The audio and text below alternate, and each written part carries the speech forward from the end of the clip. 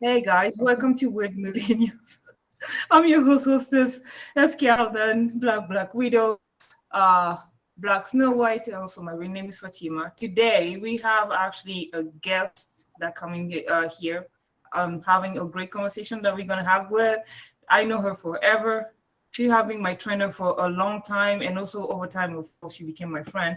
And I think that is really great to have her to on today's episode and get her input on the subject that we're going to tackle. But first, let's go see our good friend Abid. What's up?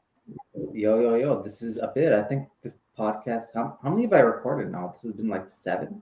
Are we at? How many have we done so far? Eight, nine. A couple. Yeah. This is a bit, aka this podcast, aka the coolest person here, aka Justin Trudeau's best friend. Jim, not. I don't know. He's hiding actually. I don't know where he's hiding though. But it's been crazy out here in Ottawa. Anyways, Um, Oh yeah, you're in Ottawa. yeah, I'm in Ottawa. Fun times. I was at the part that it's getting weird over there, but that's a completely other story for today. Yeah, it's a bid, aka me. I think you guys know who I am, so I'll yeah, introduce the guest, or you can introduce the guest. yeah. Our special guest today. Her name is Jess. She kind of quiet and all that, but be careful. She's a little weapon. Go, Jess. Introduce yourself.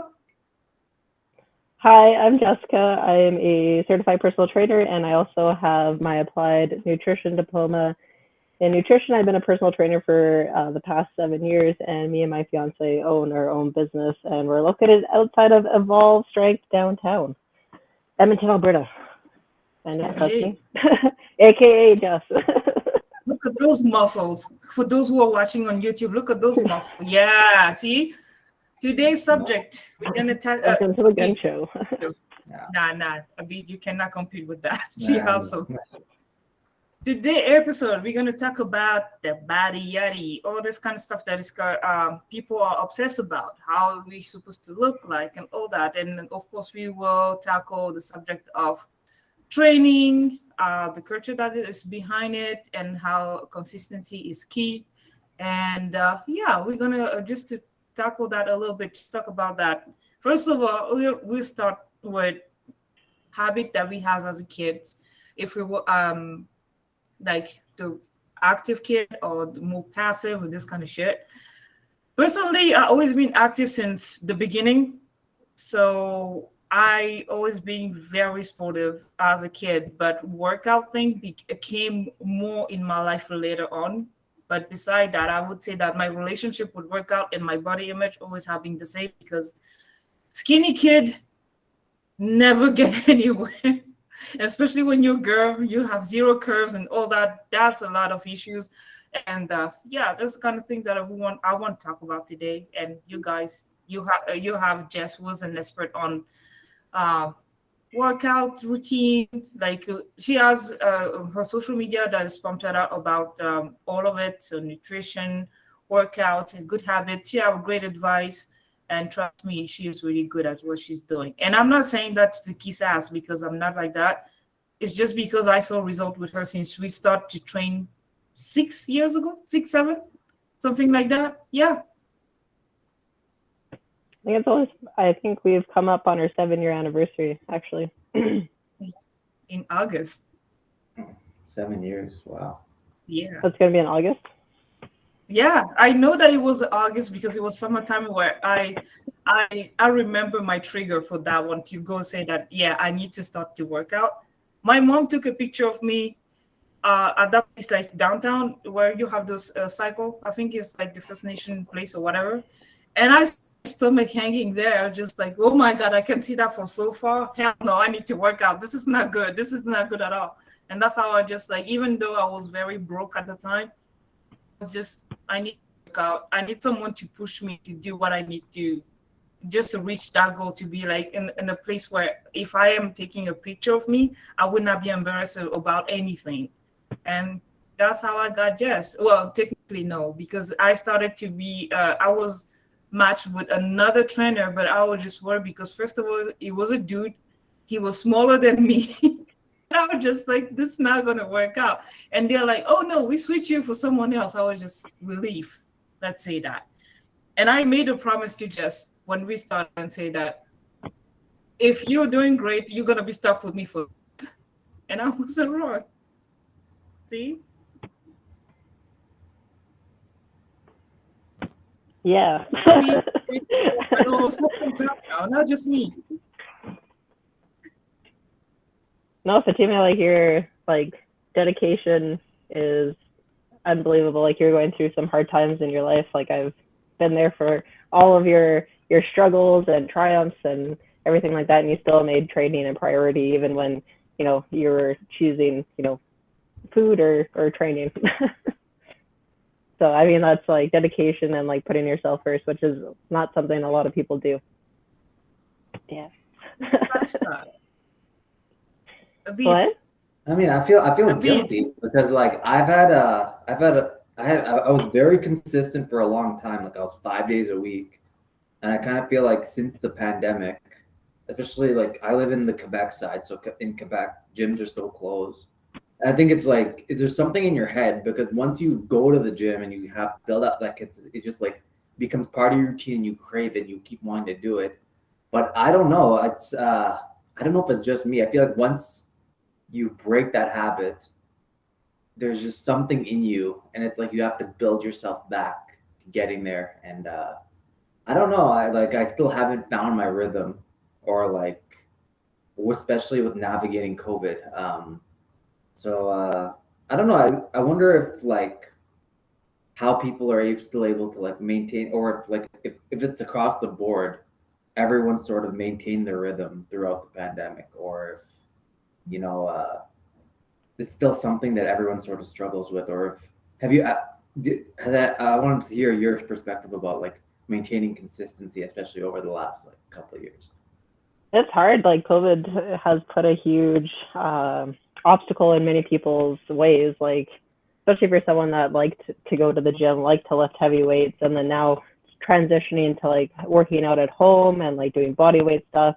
It's hard, and like to build it back up again, then you just like got to get back into this routine. But like honestly, most of my clientele, besides a couple of them, like fell off, completely stopped doing everything, and just like as much as exercise is like beneficial for your mental health, like we're also in a pandemic and we've never experienced this before. So like it's okay to feel the way that you're feeling because we've never navigated this before. But like starting up like something small at home, like maybe joining like YouTube videos, or sorry, watching YouTube videos to like work out at home, or like finding something that you can do at home, or like finding someone that knows how to program for exercises at home. Like the biggest challenge for me was when we shut down was transitioning everybody to like an at-home program. And as much as I can make that happen, it's hard when you're someone that's like, I just don't want to do body weight stuff. Like calisthenics is just not my thing.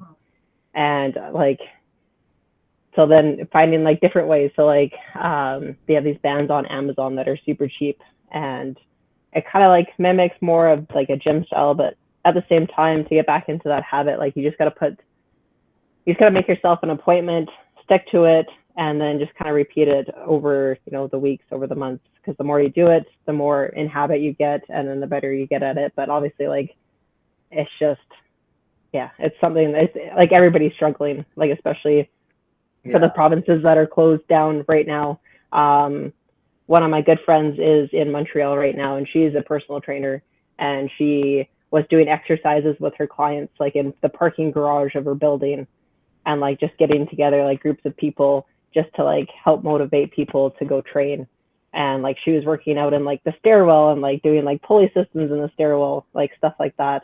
But it's just like, even as trainers, like when we went on shutdown, like I didn't work out for a couple of weeks, and that's like something that I don't do until we set up our garage gym. And even then it was a struggle to get into there because I like the gym atmosphere, and we didn't have heavy enough weights, and it just was really demotivating. And so I think if we just like kind of give ourselves like some grace and be like, okay, we're in a pandemic right now, once things open up, then I do plan on like getting back into my normal routine and like just kind of giving yourself a break. But do you think that like I've had a thing where like, at first I was like, I'm gonna give myself a break. I mean, it is the pandemic, but then at the end of the day, we don't know when this thing is going to end. So, I mean, is there a certain point where people should just stop giving themselves grace and be like, okay, we're in the pandemic, but now. Yeah, honestly, like the best thing that you could do is like go for walks, just get outside, be active, and just more or less focus more on your nutrition. Like right now is a great time to get your nutritional habits in check, and like to just get outside and just be active while you're waiting, and then just like maybe committing to just 1 or 2 days, just starting off with like a YouTube video with some like body weight stuff, like, and then if you like that, then it's going to be easier to build on. But if you're someone that doesn't like that, then honestly, like just being active and then controlling your nutritional habits is a great Yeah. place to start. Especially like when I went to the gym consistently, I found that like, because I feel like when you're in your house, it's like your comfort zone. There's a couch there, there's this, and then like you're out of that zone, right? And it's like there's all these distractions. And like going to the gym, it's like the environment itself. Like when I was in university, like if I stayed home and studied, I found that I just wasn't productive. So that's why I made myself the habit of going to the library. Not that a library in itself is just a room with a bunch of desks, right? But it's that environment that sort of makes you more productive. No, So 100%. yeah. So I was just wondering, like, especially given the pandemic, what's the best way to like maximize your productivity as far as like fitness? If you're in a big enough house, honestly, like if you can make like a spare bedroom, your workout space, and set it up the way that you want it to look like, maybe grab some like dumbbells, like just some cheap stuff that you can get your hands onto, and then make it more of like a ritual. So, you know, say at this time, this is when I usually work out, like let's say, I don't know, like 2 p.m.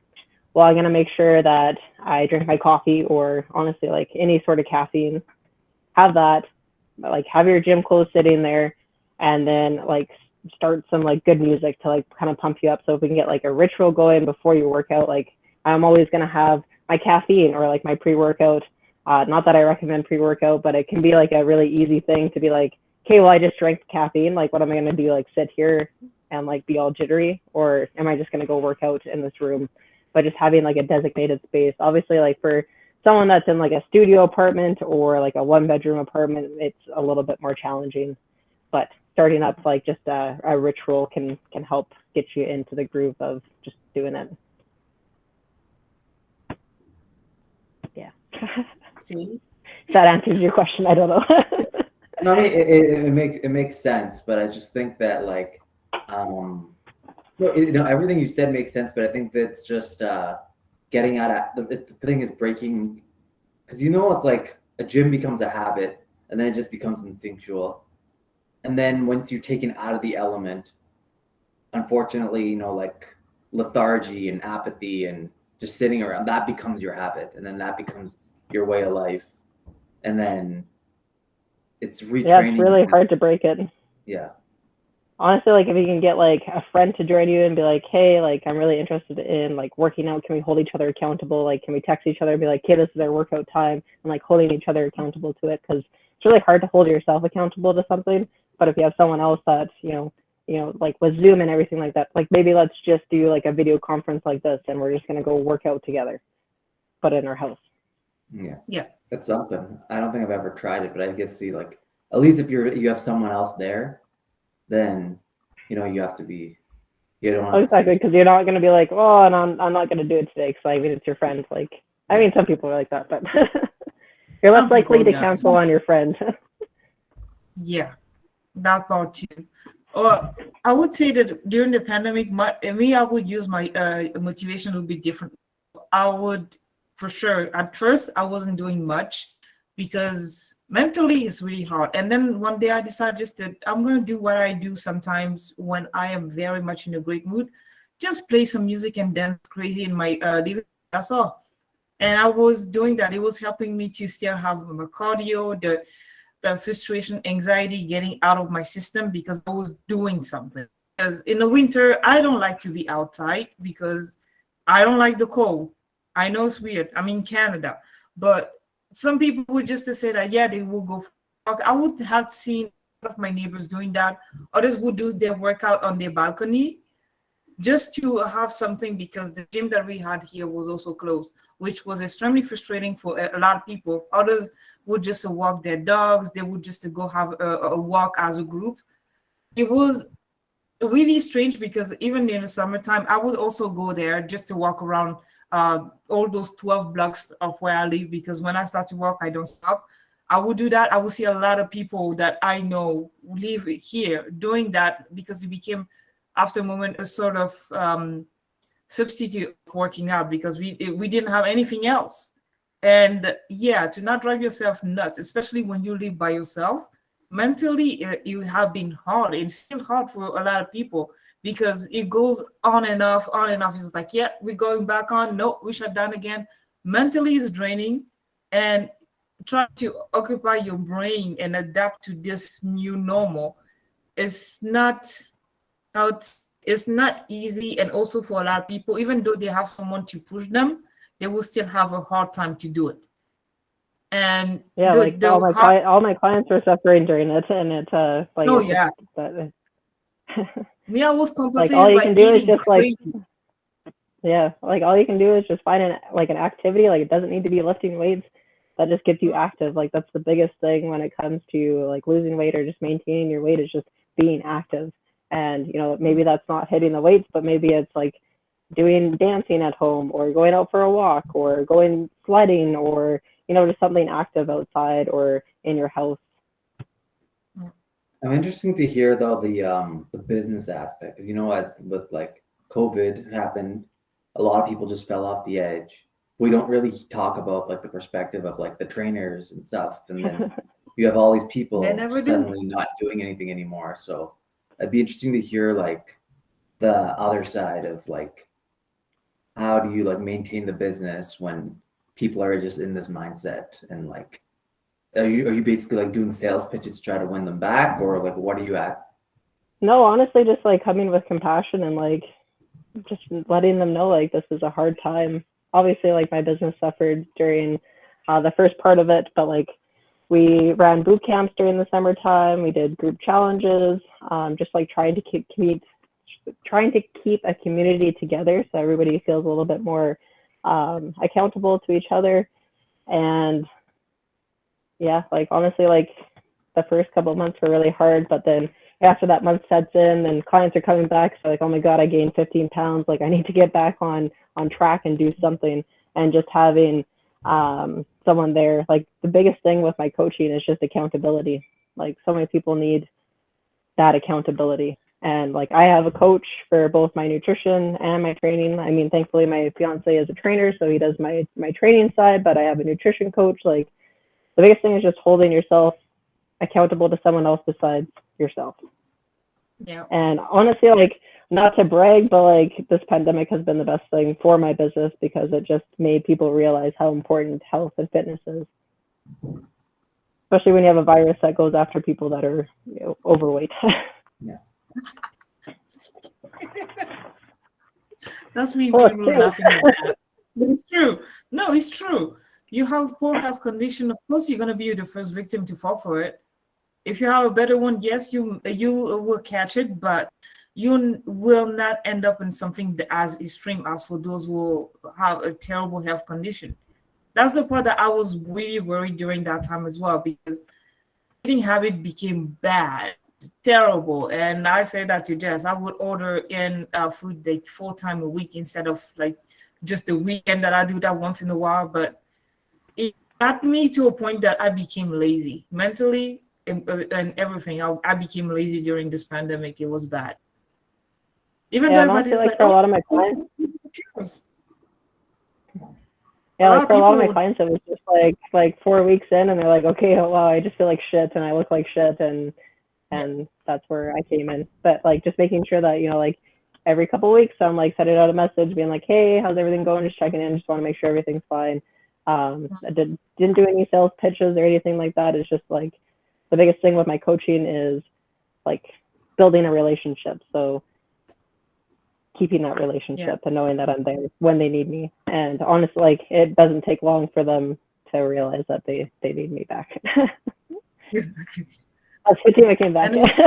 Yeah. Oh, I know. No, it's just that I feel like it's just because I think I had that great support with you because every time that I was close to get in that very dark phase or anything, I would message you, and you would just give me some little tip here and there. And after that, I had a plan for myself, a game plan where I would just like when I would get back to train with Jess, I would not need to start from really the beginning like we did. So my plan was just as soon that they were announced to reopen the gym here, I was the first one booking my session where I would leave because I was just like, I need that time slot to just be able to get back to my good habits and just to, at least not being like we have to start from the beginning back 7 years ago. I want just to be able to say that we need to go back from the moment that we stopped. That was my way of thinking, and also because there's that issue with body dysmorphia and all that kind of shit thing that I have, that I still have. Or I would just like, no, this body is not toned enough. It's not perfect enough. There's something still flabby. My stomach just heard me saying that every week, even though she keeps saying, you know how many people who tell you who pay to have your body on this? Like I know, but I still see those things that I'm just like, my stomach is too flabby and it's stupid. But all that it always help when you have someone else kind of like saying that no, it makes sense that you feel that way, but there's solution behind that. There's just something to be worked on, but you have to also accept how you look, right, and be realistic with your goals. Like those people will always like New Year's resolution. I need to lose 50 pounds by end of the month of January, which is nuts. And not even thinking about that they have to change their lifestyle in general, because for them it have to be that thing, miracle diet.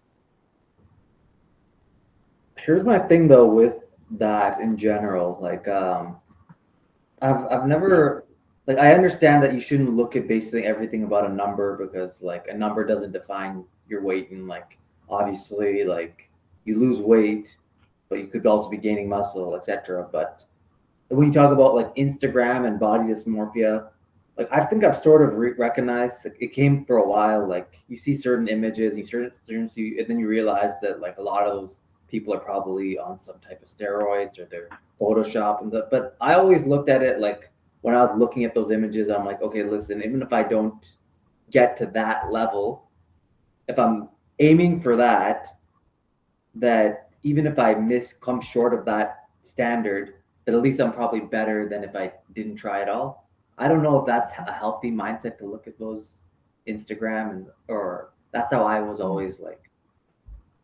Yeah, honestly, and like something to remember with like those that you see on Instagram is obviously a lot of it is photoshopped, surgeries, and like a lot of these competitors that are super lean, like they don't look like that year round.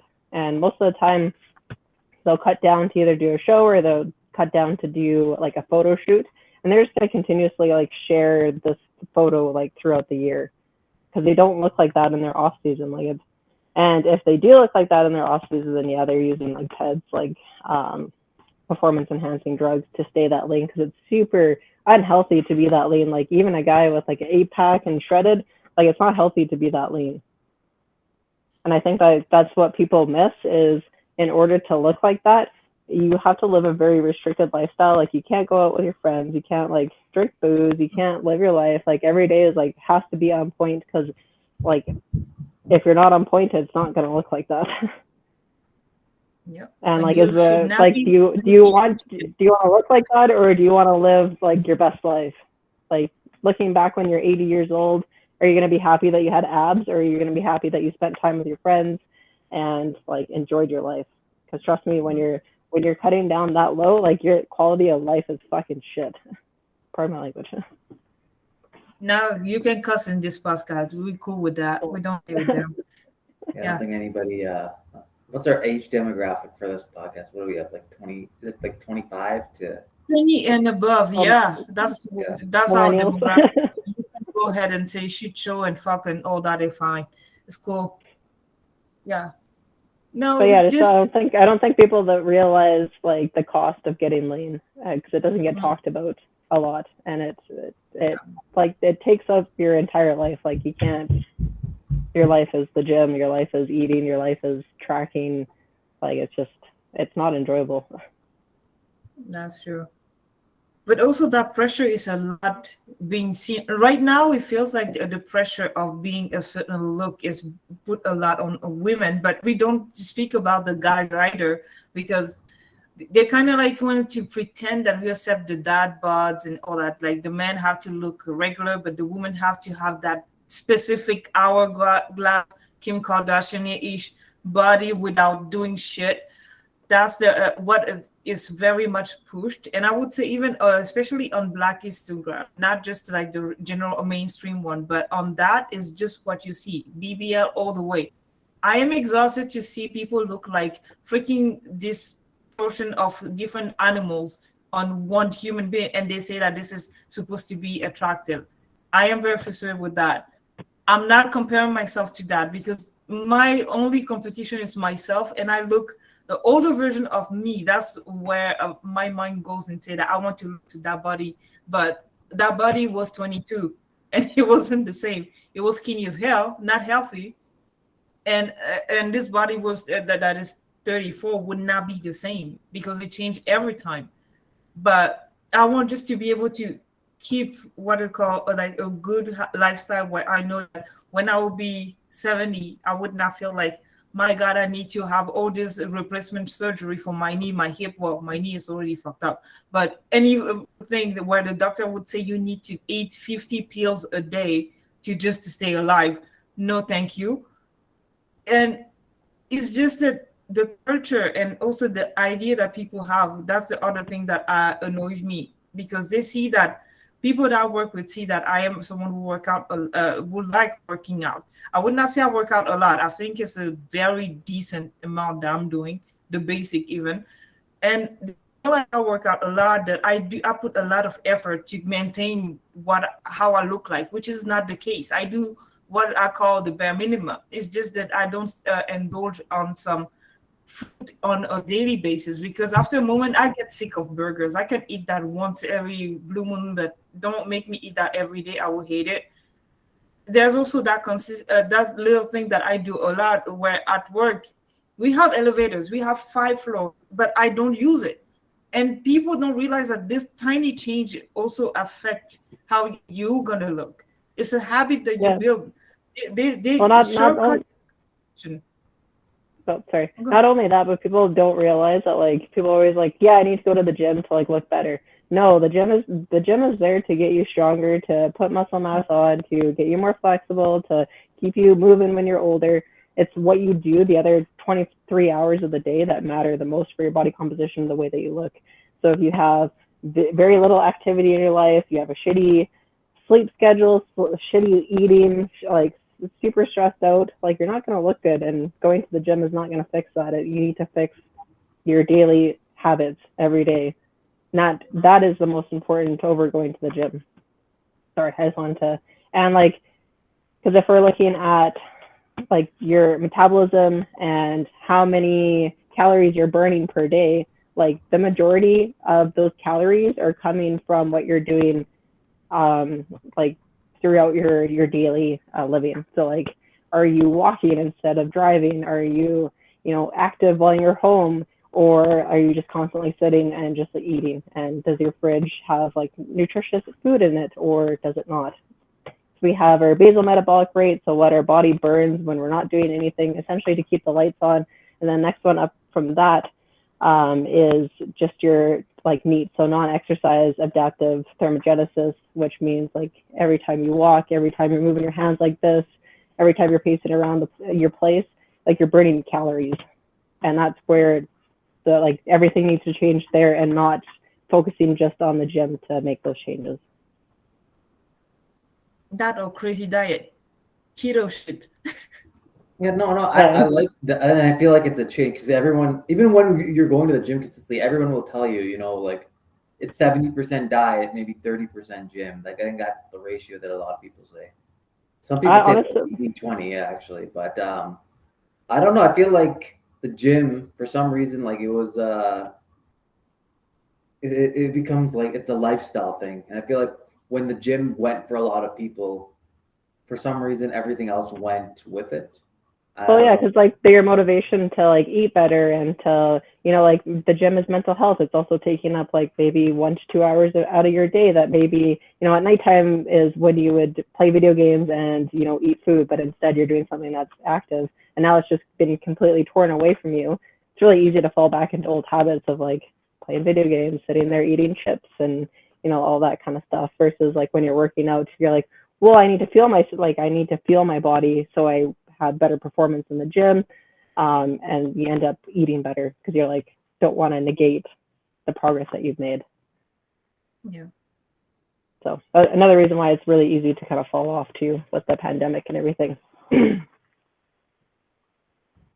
But yeah, like it just comes to a point where you just gotta like stop making excuses and just like start changing little things because it's the little tiny habits that build up to this end huge result.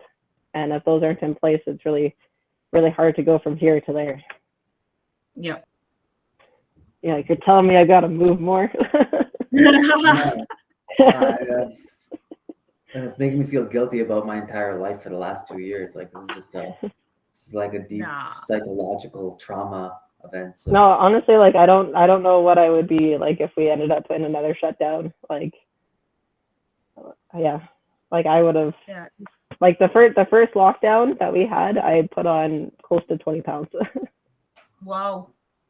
Yeah, I'm an emotional eater, and like as soon as like things change, and I don't like when things change, I just like, yeah, just ate a lot and didn't Have work to be out. consistent. There's something that I And noticed.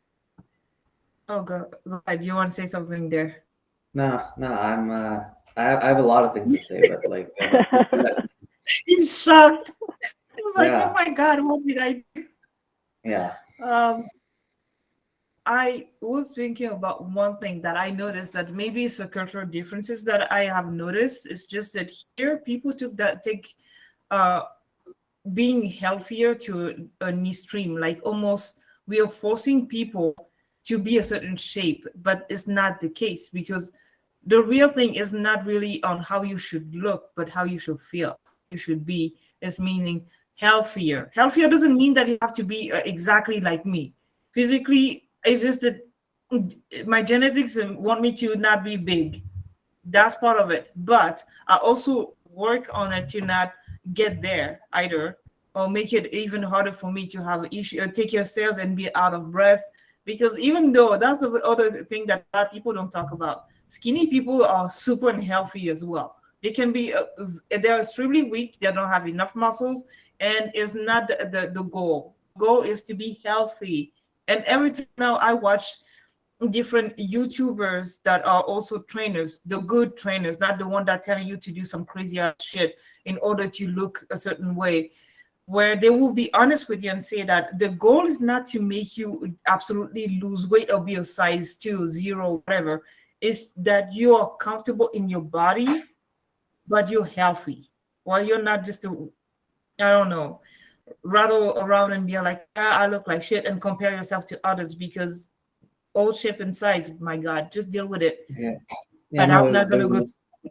yeah, I mean, there's mesomorphs, there's endomorphs, there's ectomorphs, but I mean, I don't know. Like, I feel like we still have like these people that we aspire to, and we're like, okay, this is the person. This is like, there's the Kim Kardashians. There's the, I don't know, the Schwarzenegger. Not many people. People just give up. They don't. Nobody can be Arnold Schwarzenegger.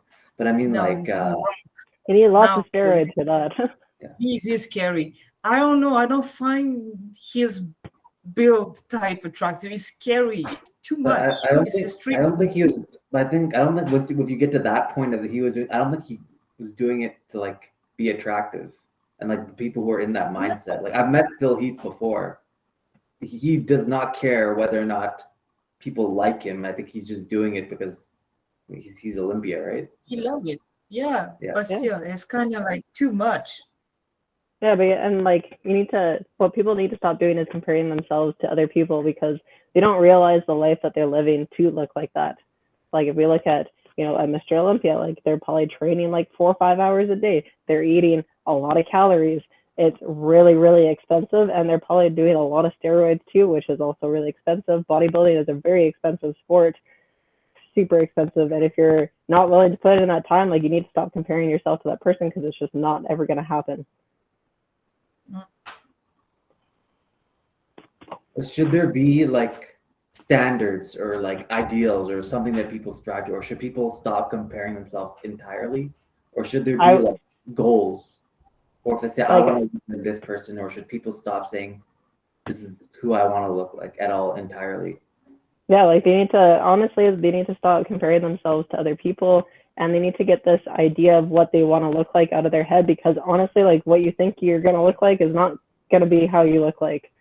Like, I've been in this industry for a very long time. I've made many different body composition changes, and I've never looked the way that I like envisioned 10 years ago. And I still won't ever look like that, because it's genetically not possible. Or I'm not willing to, you know, spend that much time wasting my life.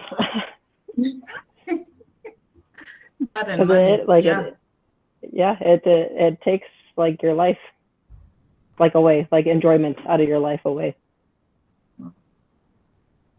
And so, like, if we can just go in and be like, hey, I just want to be a healthier version. I want to play with my kids when I'm older. I want to be able to walk when I'm older. I want to make sure that if I fall, I don't break a bone. I want to like make sure that I can move furniture, you know, if I'm moving out, like that kind of thing. If we can focus our efforts on that, then the results will come over time. But if we're like always constantly looking for like this end date and like this end goal, then it's never going to get there. You're going to get discouraged. You're going to stop doing it.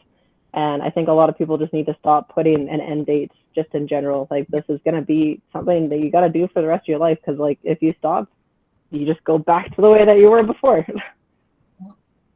Well, then that's an interesting topic, because I want to touch on that, because it's like, I see what you're saying. A lot of people say that you shouldn't have these standards, but then at the same time, like, Instagram and like social has now become like synonymous with the fitness industry. It's almost like you can't have one without the other.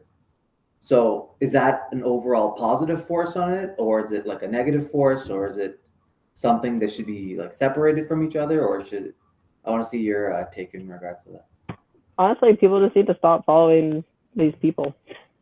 Like, if you change your feed to people that inspire you, that, you know, live a healthier lifestyle, that are actually real people, like, that's how you're going to want to live your life, versus, you know, following all these celebrities that have paid like thousands of dollars in cosmetic surgery.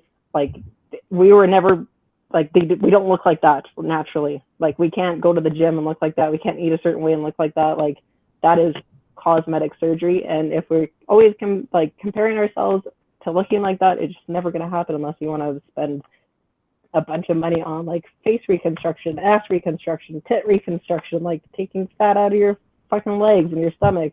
Like, it's not real life. But I do want to go touch on that. Like, let's say you're bringing in a new client. I mean, I feel like a lot of people, when they like start working out and you ask them like what their goals are, like, naturally people will say, oh yeah, I want to be healthy. But then they'll sort of turn into, well, I kind of want to look like this. I want to do this. Do you just sort of change their mindset? I mean, do you just like sort of give them that insight? I've actually never had, not since having my own business, I've never had someone that's like, I want to look like this person. And if they did, then I'm like, that person probably most likely doesn't even look like that person in real life. I think I lost connection. I don't know if yeah. No, you still can. But like, I've also am very fortunate in where I work now, because the people that I get are more focused on their performance in the gym, their performance when it comes to nutrition, just like healthy lifestyle kind of thing. Like, the stuff that I have up on social media also really makes, like, we're always going to research someone before we go and train with them. Obviously, like in a big box gym, that doesn't happen. But like, now that I'm a like sole proprietor, I have my own business, like, people are constantly looking at what I'm putting out. And so they know the expectations kind of going in, that this is the type of trainer that I am. This is the type of nutrition coach that I am. And that we go over like sustainable habits. And if someone is not on board with that, honestly, I don't even accept them. They just Yeah. like I obviously like I do want to make money, but at the end of the day, if you don't follow in line with my morals, I'm not gonna be there, and I'm kind of mean about it. And Basically, usually those just people will leave and they'll come back like a year later and they're like, yeah, you're totally right. Like, this is not working and let's try it a different way. she would not sugarcoat it, by the way, just to let you know. They're gonna give you the real thing right away, because also, what is the point to lie to your client? To make money? Yeah, you can make that money, but the result would not be there. So that's why I was just like, I liked her approach from the beginning, because she was very honest with me when I told her what I wanted as a goal. It wasn't something like you said earlier. It's not about the end goal. That's the thing too. It's a full lifestyle that you have to adapt, and that's the other thing a lot of people don't get. It's just when you go work out, they feel like they cannot get pizza or this kind of stuff. They cannot eat like the thing that they call their cheat food or whatever, this kind of thing. But it's not about really, I think, really of what you eat, but how much you eat it. That goes with it too. If you you can lose weight by just eating McDonald's, but it's all about calorie balance. And yeah, it's just the portion sizes that we're having. Sounds like your neighbors are having a time up there.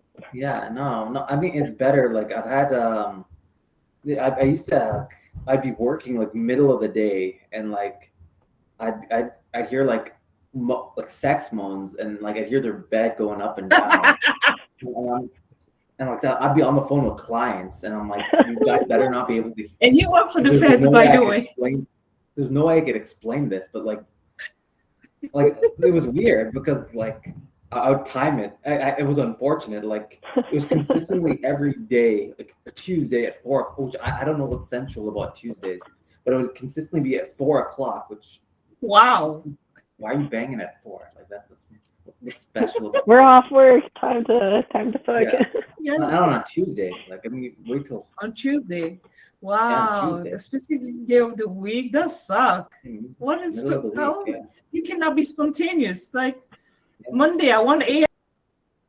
Yeah, but they've become quieter since then. But it's time to time, and the moaning has gone down. Like that's good. It's a form of exercise, so take it. Yeah, it is. I think you burn a lot of calories per session. Yeah. Not if you're going as quick. That guy finishes very quickly, so I don't think but average person probably burns more calories. Yeah, no, definitely. Possibly. Anything physical, anything to raise the heart rate, you're exercising. That's very good for you. It's true. But I wanted to touch on you've made it a point that it's like you should stick to your own standards. Do you think that because we're talking a lot about dysmorphia and like imaging, that like the modeling aspect of fitness still has a place in the industry? Because I mean, ultimately, I mean, how do you sell the pre-workouts, the I don't know, the Bang Energies or whatever people are called, skinny teas? How do you sell it without those people? So I want to know, like, do you think that aspect of it is still, it's just something that's there, or should be completely eliminated, or you should just take it with a grain of salt? Or I mean, I think it should all be gone. Like, I'm so fucking tired of opening up my Instagram account and seeing half naked like people that I know. Like these are all traders. Like I'm in the industry to help people, to educate people, and I just wish other people in my industry would do the same thing. Like, I don't want to look at your body, but that's just my point. I think all that shit needs to go away. And if we can teach people like what it looks like to actually live a healthy lifestyle and how to achieve it, then everybody's going to be looking good. I mean, I've noticed a lot of those pages, like they're selling nutrition programs themselves, and they're saying, well, they're saying like, okay, well, if you want to look like me, you got to buy. I can get you to that level. And do you think that's all garbage? And you think that's a form of deception in itself, or? Oh yeah, because all these people, like, maybe you will get those results, but they're not sustainable. Like, you can't, like, there's no end of plan goal. And like you're always just going to be, and this is why this is like $1 billion industry, because we're selling false promises to people. They might achieve them, but guess what's going to happen in a month? They're going to end up gaining all that weight back. They're going to gain a little bit more, and then they're going to buy the next thing again. And this is what just fuels this industry. It's full of people that just want to make money, like quick money. Like I could easily sell out and like show ass pictures and like show my body off and be like, you want these results in 30 days? Well, then pay $1,000 here, and I'd probably be a millionaire. But I have morals, and I will not be doing that. So I think all of that needs to go away, but it's not going to go away. And so the best thing that you can do is just not follow these people. Like, you just got to block them and realize that they're just scam artists, and and it's the same for all the supplements. Like there's no, like, supplements are there to supplement a good diet, but if you don't have a good diet, you don't have a good workout regime, you're stressed constantly, you're not sleeping right, like that's just not going to work. Unless you're doing steroids, then yeah, then they're going to work. But eat clean and train hard, right? What? Eat clean and train hard. That's what I train hard. Don't get those fitness tea, because you're gonna just have diarrhea. That's all that yeah, can it's just give you. it's literally just it's what are they called? The things that make you shit. Yeah. Yes. I can't remember the name. Oh yeah, I see what you're talking about. X-Lax. It's like X-Lax. Yeah. It's like X-Lax. Lax. Which is funny because so you're gonna shit yourself, yeah, you're gonna lose a bunch of weight, but all of that is just stuff that's been put in your body, and it's just water weight, and then in a week you're just gonna gain all that weight back. It doesn't do anything. There you go. You have the truth now, bead. Yeah, I mean, I see where it comes from, but then we also see like how it's part of. I don't know. I feel like there's a lot of people out there. Like, you could say this about any type of. Everyone's selling an image of some kind. Like a lot of people, and I don't know. The Kardashians are selling an image. Like, not even though they're not fitness. I mean, they're selling an image. Everyone's seen. If you know who Dan Bilzerian is on Insta, he's selling an image to those kids. Like, is he still around? I haven't heard of him for like a couple of years. Yeah. He's still doing his. I think he's gone bankrupt because apparently his company's not making any money. Wow, surprise! Yeah, probably because he blew it all on strippers. Like, they literally had nothing to do with it. He's like, they're on the payroll, but he's like, I can't afford them anymore. So he's like running red, even though he's running a business. Well, they're trying to sell this lifestyle, and a lot of people that you see doing this, like, they're trying to sell this lifestyle that they have that actually doesn't exist. Yeah. And then they go bankrupt, and or they're on OnlyFans. So yeah, OnlyFans. That's. I mean, we can make an entire episode just about that. Yeah. Not talking about it. It's too tempting, just for my feet, just for that. Yeah, I do my feet too. That's all. Because I know people are weird, they're crazy like that, right? It's like, yeah, showing your feet. It's like, yeah, that's sexy. I want to do stuff to it. And it's like, ew. But it's easy money. But am I like that? Nah.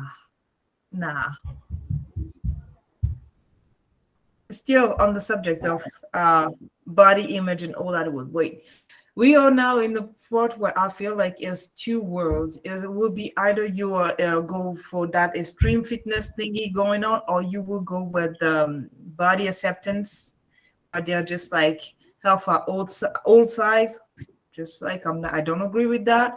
And on both ends now, it became almost like behavior of fanatics, like very extreme. So you say that, oh, if you don't work out, you should people will critique you.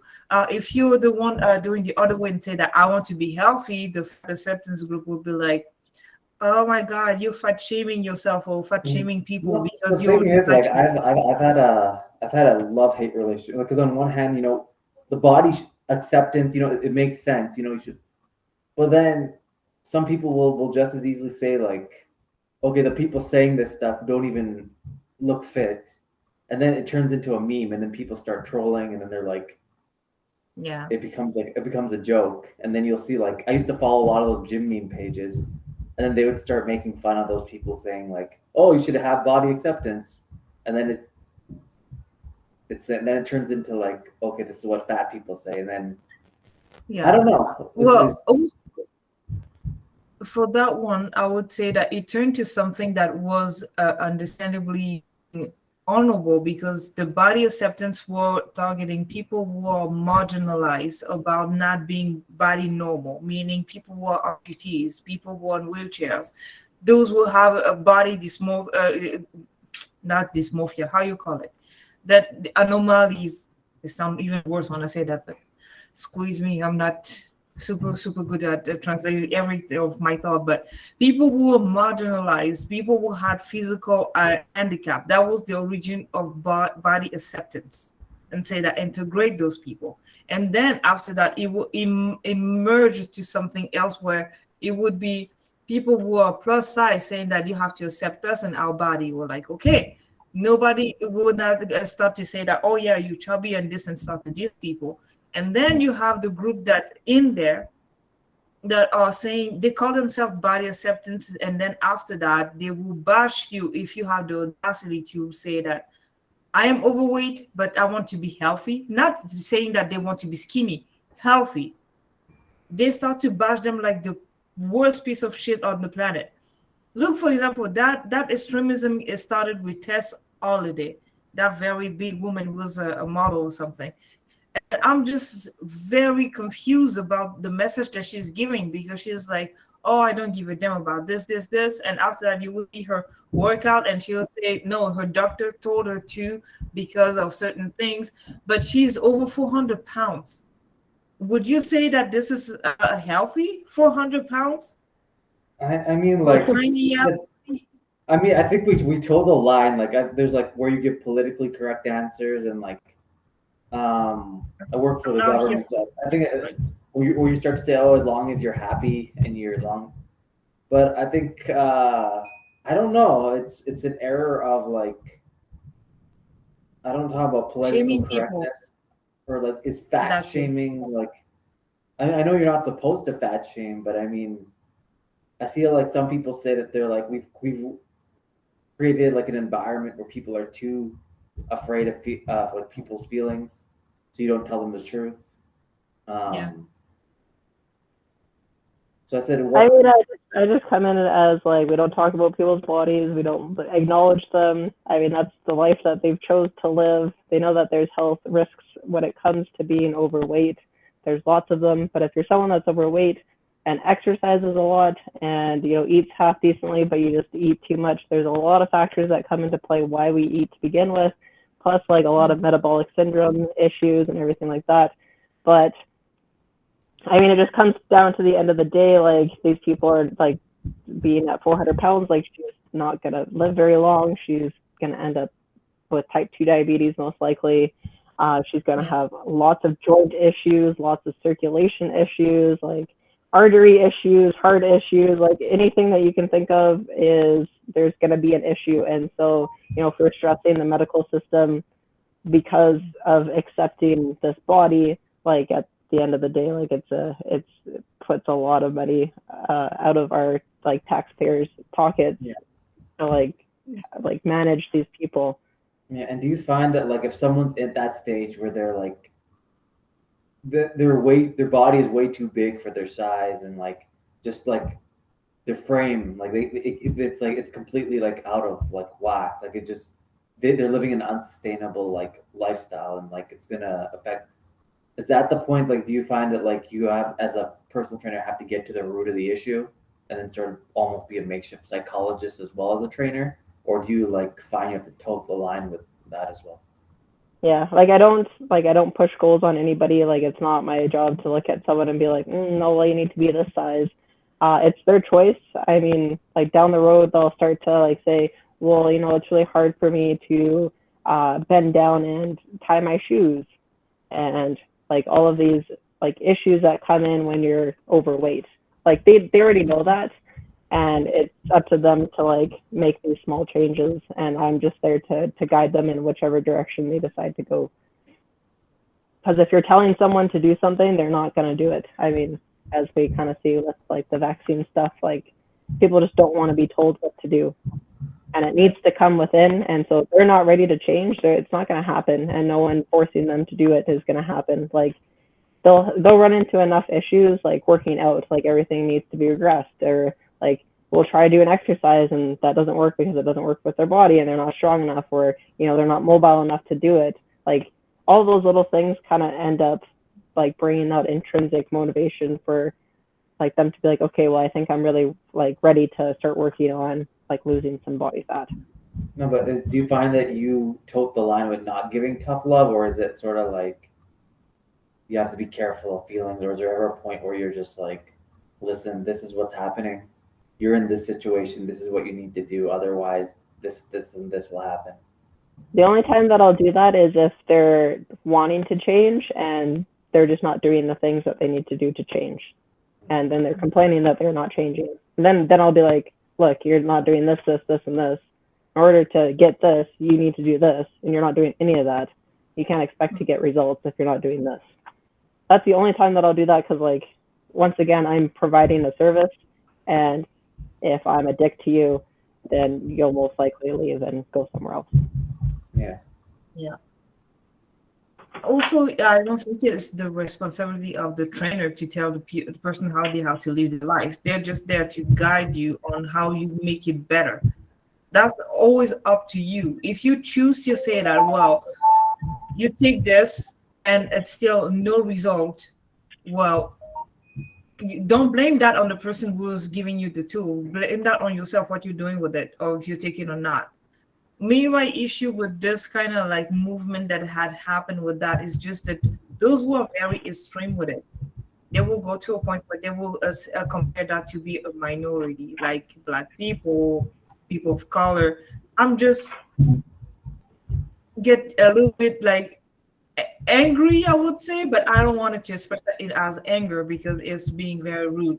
But I would say to them most of the time, I cannot wake up one day and decide to stop being Black. This is what I am. That's it.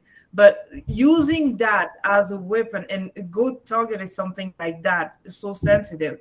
Just because you're not willing to make the change to extend your own life, or making the change to have a better situation for yourself, don't use me as I can say that it's like you being racist, because no, it's not. At least you have people who are concerned for your health. That's where I get my approach with that. I'm not just trying to bashing people because they are like, yeah, you're bigger than me. What? Yeah, it is what it is. But what I want is just to make sure that people understand that it's not, first of all, competition. Second, it's not how I feel if you're around me or something like that. It's always linked to a certain behavior that you develop over time. But no, I'm just sometimes get very unnerved and so a little bit angry when I watch those videos. When I hear their argument about their body and all this kind of stuff, because I'm just like, really, like, stop doing that, because what you do is just being ignorant and using someone who whatever they do, they would not be able to change who they are. But you, if you just make one little decision saying that you're going to eat better, you're going to move more, you can change your physique. But me, I can't. I'm born like that. I'm going to die like that. It's something that I cannot change. But use that as an excuse to defend your lifestyle choice is not okay. That's the part where I draw the line. I am totally for body acceptance. Also, don't skinny shame skinny people, because God is also hard for us. Thank you very much. I'll rest my case. I mean, Yeah, we should never be comparing like something that you're born with versus something that you've chosen to do. Yeah. Like you have a choice to be that big. To be that big is not like your body doesn't want to be that big. Your body's fighting against you every step of the way to be that big. Just like someone that is extremely anorexic, like you're fighting against your body to be that small. Like your body will naturally sit in a happy place where it wants to maintain, where it wants to stay there. And then both extremes, like you're doing something extreme to be there. I hate these people, honest, and I feel bad. No. I feel because I'm one of those people. Like I live alone. I'm very quiet, and I don't want to be like I don't want to be that guy who's like starts complaining to the landlord, gets what, but at the same time, it's like, come on. You're getting there. You're getting there. Yeah. No, but I don't. I hate. I don't like being a snitch. Like I don't know if it's just me. If it's just something like this. I feel like everyone has the right to their home, and like if there are people want, then it's like. But the thing But also is but impact your life. be like, hey, it's Yeah. your downstairs neighbor, like, can you like stop stomping so much? Yeah. No, it's true. I'm getting to the point. Yeah, I'll have to confront them, I guess. Like, if I can hear this loud in your microphone, like, it must be loud. Yeah. Yeah. Yeah, it's annoying, but that's another topic for another day. What happens when you're in an apartment building? Yeah. Yeah. The nightmare of neighbors and stuff. Yeah. Those are also good stories. But Abid, you didn't put very much like input about like your perspective much. What you will get there is just like mostly you all asking questions. You didn't say anything about. I have a mixed take on this, like because I felt like I was really into it, and I feel like my motivation has been down so much because of COVID, and I feel like I don't like the way I look now. I feel like I was really cut before, and it's just gone downhill, and I see it myself, and I'm just like, wow, I've fallen, and it's like I was at my friend has a home gym recently, like when I was back home for during the pandemic. And he's like, oh, let's see how good you'll do on the bench. And then I was like, I found myself struggling with like half of what I used to do. And I'm just like, how have I slipped this much that I'm struggling with something that was so easy before? And it's I don't know, it's like it's only almost like you're shaming yourself, and you just I don't know, it's like you have to, I think it's like I'm at the point where I'm like, I gotta figure out something, because I don't know. I used to be someone like I would measure myself by my personal best. Like I was able to do like consistently for a while. Like it started with like 80-pound dumbbells, like on the like dumbbell press. Then I got to 90s. Then I got to 95s, and it was good. And I'm just like, yo, I was hitting more weight every time. And then I don't know if it's healthy, if that's healthy itself too, because I always measure like my success like in the gym based off like I'm hitting this new personal best, I'm hitting this new target. That's what you should be doing. Yeah, I know, but it's like eventually like I sort of recognize that like even if I hit that target, it's not necessarily going to translate to what do you call it, further results in like in your body. And then eventually, isn't there a certain point that like your natural instinct, if you're not on anabolic, that you reach like your max potential, and then it's like I'll never be able to lift the weights that like say like a Ronnie Coleman or a one of those type of guys are lift, just because I just don't have. Obviously, you're not on steroids. Yeah, I know, but it's the thing is like if you're measuring yourself by weights, eventually you get to this point where you're like you plateau, and I feel like inevitably. Like I remember getting close to that point that I was just like, okay, if I'm not hitting this peak, if I'm staying at this point, is the only natural option to get past this point to use steroids, and like, or is it just like you have to accept the fact that this is your peak and this is all you're going to do? And honestly, you'll never like until you're 50, you have lots of time to continuously hit your peak. It slows down, and you're looking at like maybe adding 5 to 10 pounds a year, but you can still get better. Like I'm in the sport of strongman and powerlifting, and in the last year I've only increased my weights by like 5 to 10 pounds. And if like that's just how she goes, then you're not gonna like expect better results. So there's a thing called noob gain. So in your first 6 months, that's when you're going to be hitting PRs, like smashing everything down. After that 6 months, after you're in your first like phase of like actual training, like when you've hit your past your noob games. Like it's a very, very slow progression. And you just need to know that like if I stop doing this, then I'm just not gonna be good at it anymore. It's like skill practice. It's like getting better at shooting basketball. Like it's practice that you're going in and you're just practicing this. And then it's different. Like then if we're looking at bodybuilding, then we don't really care too much. Like obviously weights do matter still for progressive overload to get bigger muscles, but as long as we're getting close to failure, like it doesn't matter what we're lifting, and it's whatever you want to accomplish in the gym.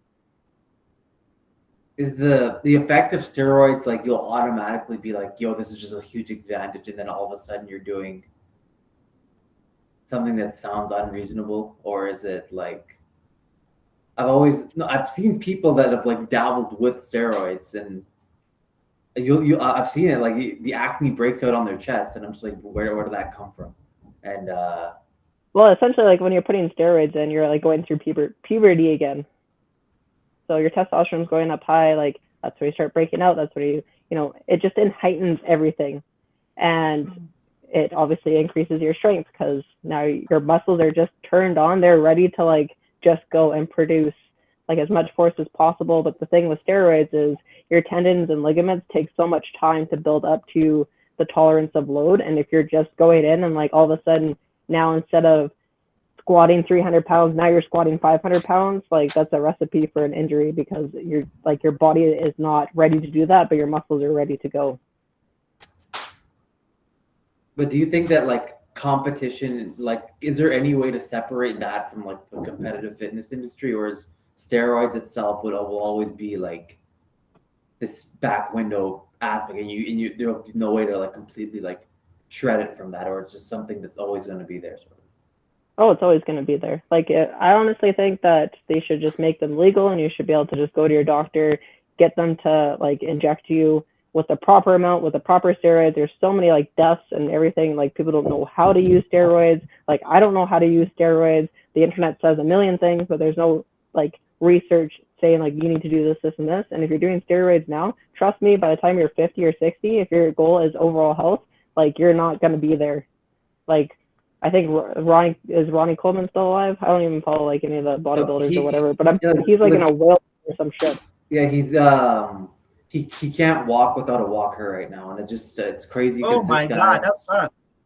Yeah, and that is bodybuilding. Like that is like steroid use after steroid use, and like stressing your joints and your ligaments. Like we were not made to lift that heavy of a weight and to get that big.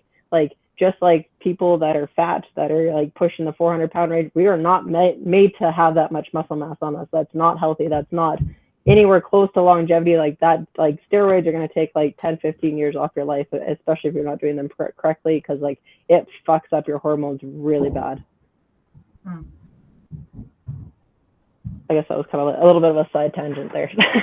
Now you see my stance on steroids.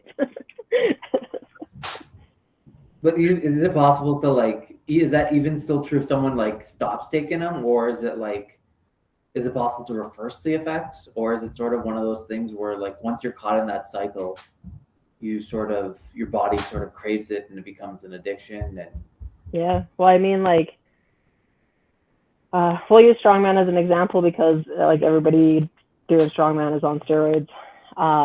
Is like these guys are pushing like massive amounts of test, and like they're gonna hit a wall, and after that like there's so many like adverse side effects to come with like really pushing your gear really hard, and these people just want to be better, just want to be the best, and like just run themselves to the ground. I mean, if you're doing steroids the way that you're supposed to be doing, then you're looking at like a cycle, then you're doing like post-cycle therapy, and then you're taking a good break off, and then you're going back in. But these guys get so wrapped up in their numbers that like taking that time off is just, it's not gonna, like they don't want to do that because obviously your strength decreases. I mean, they've done studies where they tested their squat beforehand on like non-trained individuals that have never worked out in the gym. They tested their squat, they injected with steroids, and then their squat increased by 10-15%, and that was with like no training whatsoever, just because your muscles are ready to produce force. So like it gets really addicting to like see these numbers increase, see like the muscle size increase, that people just are not doing them the way that you're supposed to be doing them. I think that's an interesting talk because we always talk about like 'cause when we're talking about training, you're probably obviously training natural people who are just doing it for like health concerns, and it's interesting once you get to the aspect of like competitors and Well, and there's tons of coaches that are pushing like steroids on their athletes because they're like, do you want to be better? Do you like the only way that you're going to get better in the sport is to do steroids. and so is that sort of something that happens with competition and like or is it just or do you think there should just be then it makes you think that do you support the fact that it should be something that should be completely like legalized in the athletics scenario too as well, or should there I think so. I mean, I think it should be managed like let's see an Olympic, let's see the Olympics with everybody on steroids, but everybody has the exact same amount. So then we eliminate like any of these like outlier things, and then we can actually like see like the true test of like strength. Because obviously, like if you don't do steroids properly, you're not going to get like or like proper programming and everything like that. You're not going to see the benefits, the full benefits from them. So like I think that you should be able to, they should be legalized. You should be able to go to your doctor, spend a shit ton of money, and constantly have blood work done, like making sure everything is good and that it's run through like an actual plan, like course of action with steroids. Because obviously like older individuals in their 50s and 60s, like they get placed on hormone therapy because their test is now super low, and that's managed through a doctor, which they're essentially injecting steroids. But I want to see like, is there a reason why you don't just say flat out, just make everything illegal and just ban it, and then, or is it just because it's already illegal, and like people will find a way to get it, and then they don't regulate it, and then yeah, like right now, like the black market of steroids is scary. Like at World Health, or I guess I can say them because they don't exist anymore. There was an old trainer that used to sell steroids out of his locker. Where did he get them from? Who fucking knows? Like it's all like it's so sketchy. That's fucked up. And people like are injecting themselves and they don't even know what these compounds are, and like there's a lot of people that are dying from it because they have no idea what the fuck they're doing. And like there's a few like that came back that like they didn't even have steroids in it. It was like other substances, and now you're gonna go inject that in your body and die. yeah, it makes you think like if there's no regulation, then you really don't. It's like drugs. Like I mean, we're not like if you're going out and buying street drugs, you don't know if it's the thing that you're looking. I guess steroid. Do you think that there's been a war on steroids? Is that pushed by like, is it the government that's doing this, or is it just like a perception, or is it? I have no idea. Like I'm not in like the realm of steroid use. I don't surround myself with people that use steroids. Like I'm a true believer that I'll get there eventually. It's just gonna take a lot longer, but then I'll be able to live until I'm 90 or 100 years old. Still be able to move. Still be able to function properly. So yeah, I don't know. I don't like I said, I just don't surround myself with that. So I have no idea what's going on with steroids. I mean, it's an interesting conversation. I think there's just multiple layers, and I think ultimately it comes down to somebody's. There is an insecurity in themselves, which is why they're going out and seeking that, and getting to like that bottom issue is key itself. Yeah. So, like.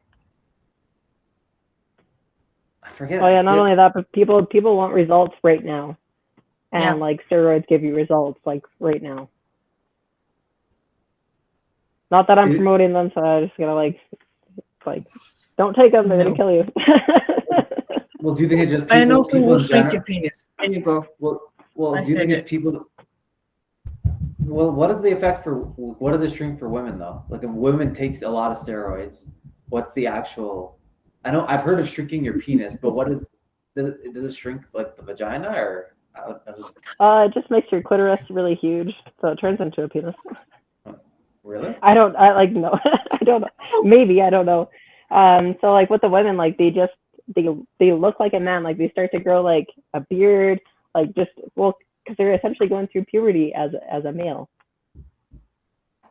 Yeah, so I know. And I like think you can tell, like you can tell when a girl, like I don't know if you've ever seen like the pro bodybuilding women, Yeah. like that, like no, like they're more manly looking than an actual man, and hopefully I don't get a lot of hate for that, but.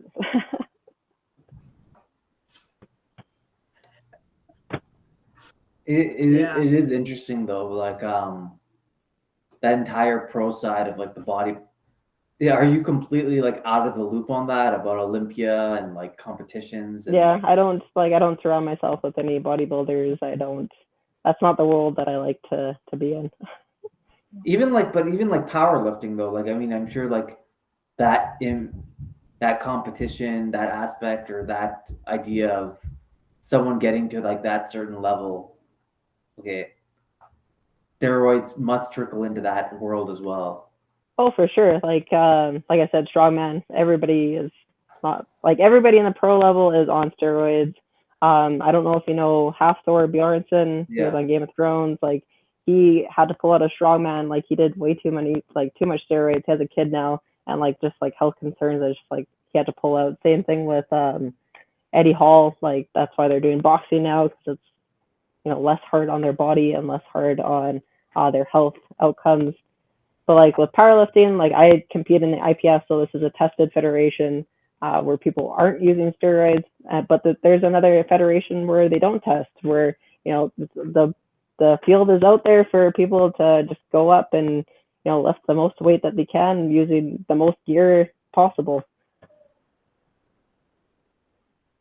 And you think at that world, it's sort of an unwritten rule there, like you won't get very far unless you're on steroids, but the people who are in that world are already like, we already know what we signed up for. And well, not that like like a lot of people get into powerlifting because that's 3 lifts, like squat, bench, and deadlift.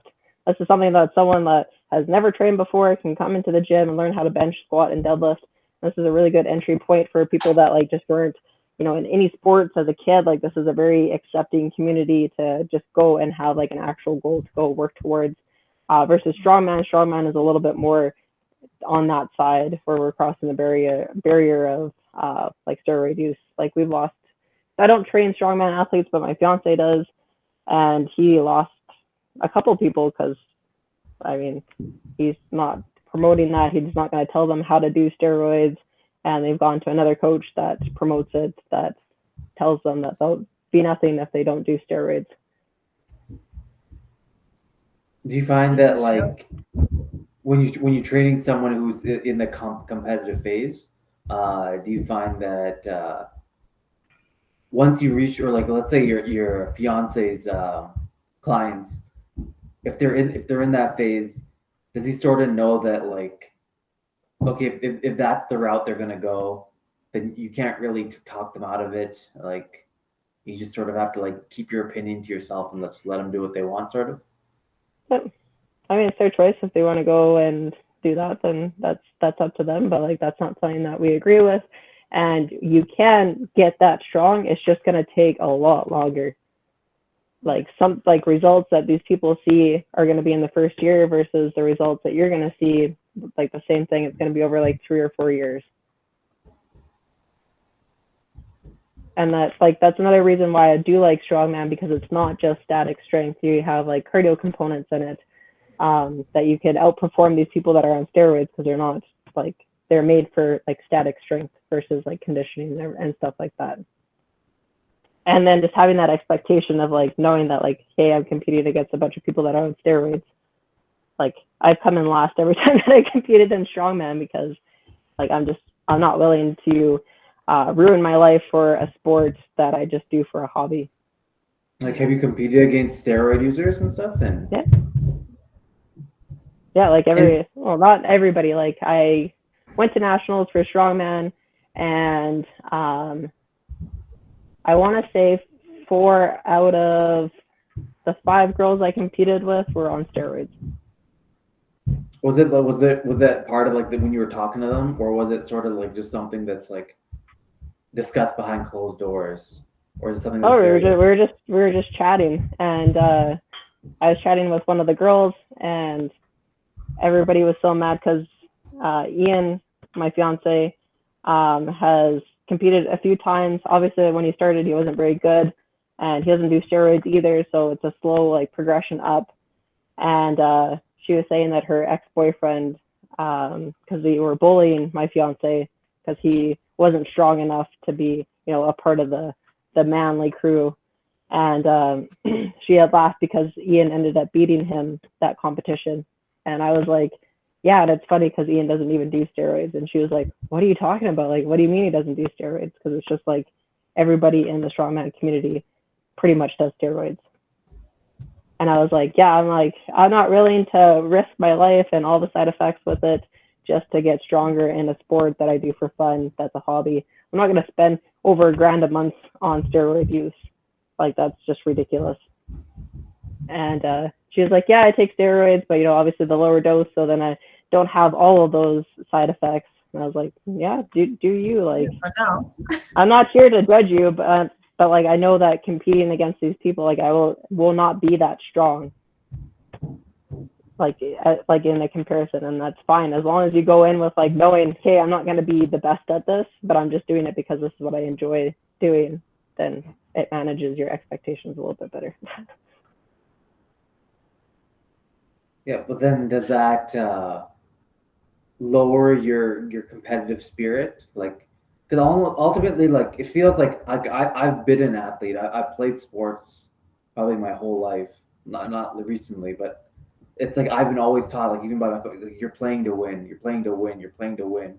And so if you know instinctively, like right off the bat, you don't have a chance to win, does that lower your, like, you know, your psyche or your like motivation? Or Honestly, not for me. Like, strongman is just really fun. It's really like, because I just go in like trying to do better than what I've been doing at the gym, because the environment in strongman is so much different than powerlifting.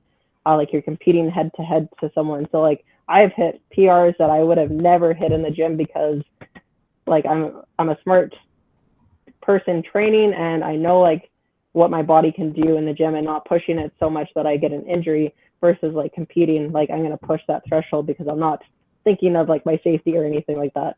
So it's just cool going in and being like, holy shit, like I deadlifted 350 for a double, and I've never ever hit that. So I mean, I don't train I don't train competitive athletes that want to like go and hit like the international stage, because I just, first of all, they're broke as shit, and like and always want more than what they spend, and I just don't, like, I'm not interested in training them. So I don't like surround myself with like people that want to go and do steroids. Like, I've never had a client come up to me and been like, you know, like, I just want to get a little bit better. Like, what do you think I should use? Like, I've never had, in my 7 years of being a trainer, I've never had someone ask me that. I guess it's different for males. Do you mainly train female, correct? Mostly train female. I've trained a lot of males, but males are less likely to ask for help when it comes to training. I don't know. I think it's like, it's an ego thing where you just feel like you're like, I can watch some videos, I can watch some YouTube, and everyone thinks they know when they, just by seeing a video. Everyone thinks that they know more than they know. It's kind of like, I have a bad habit with, like, I'll be driving around and like I'm horrible with directions, but I don't want to admit I'm lost. So I'll just drive in circles. Yeah. No, I know where I'm going. Yeah. And I don't know, like, I've had that issue. Like, I've had this thing, like, when I was training quite, but I think I've had to learn to like humble myself. Like, well, you know, going up and like in the gym and having someone tell you, "Oh, your form's completely off," and sometimes sometimes it's unwarranted, but I mean, at times, you know, like, it comes from a good place, especially if you're like, you're doing, like, let's say like an arm curl, and your like your back is like halfway, like and you're looking at the ceiling almost, and you're like, yo, you're gonna pull your back out doing that. And yeah, I've had those issues, because I feel like with guys, it's just, there's just something innate about, like, you got to do more, you got to do more, you got to do more, and then like you'll be in the gym and you'll see a guy who's clearly way bigger than you and has been doing it way longer and is probably training more than you and could potentially be on steroids, but you'll see him like hit such like 3 times your max like a bench press, and then there'll be something and you'll be like, hey, let me see if I could potentially do that. And then like the second you do that, like that's like one-way ticket to injury. And I've been on that end, and it's like with like deadlifts, there's such a margin of error that like you screw up a deadlift, like you could potentially be out for like months. Yeah, I was actually out for like over 3 years with a back injury. Yeah, and it's scary. Like I've seen people like pull muscles like and like completely screw up a deadlift, and it's you're scary. Yeah. Yeah, and that's why I spent a lot of money on my education to help educate people. And like guys that are very like, oh, I don't need help or anything like that, I'll get in a consult and like first thing, do you know how to brace? No. Well, there's all your issues. Because they don't talk about this stuff. You can't find this shit on YouTube. Like you need like this is something that's taught by a coach, because everybody learns differently.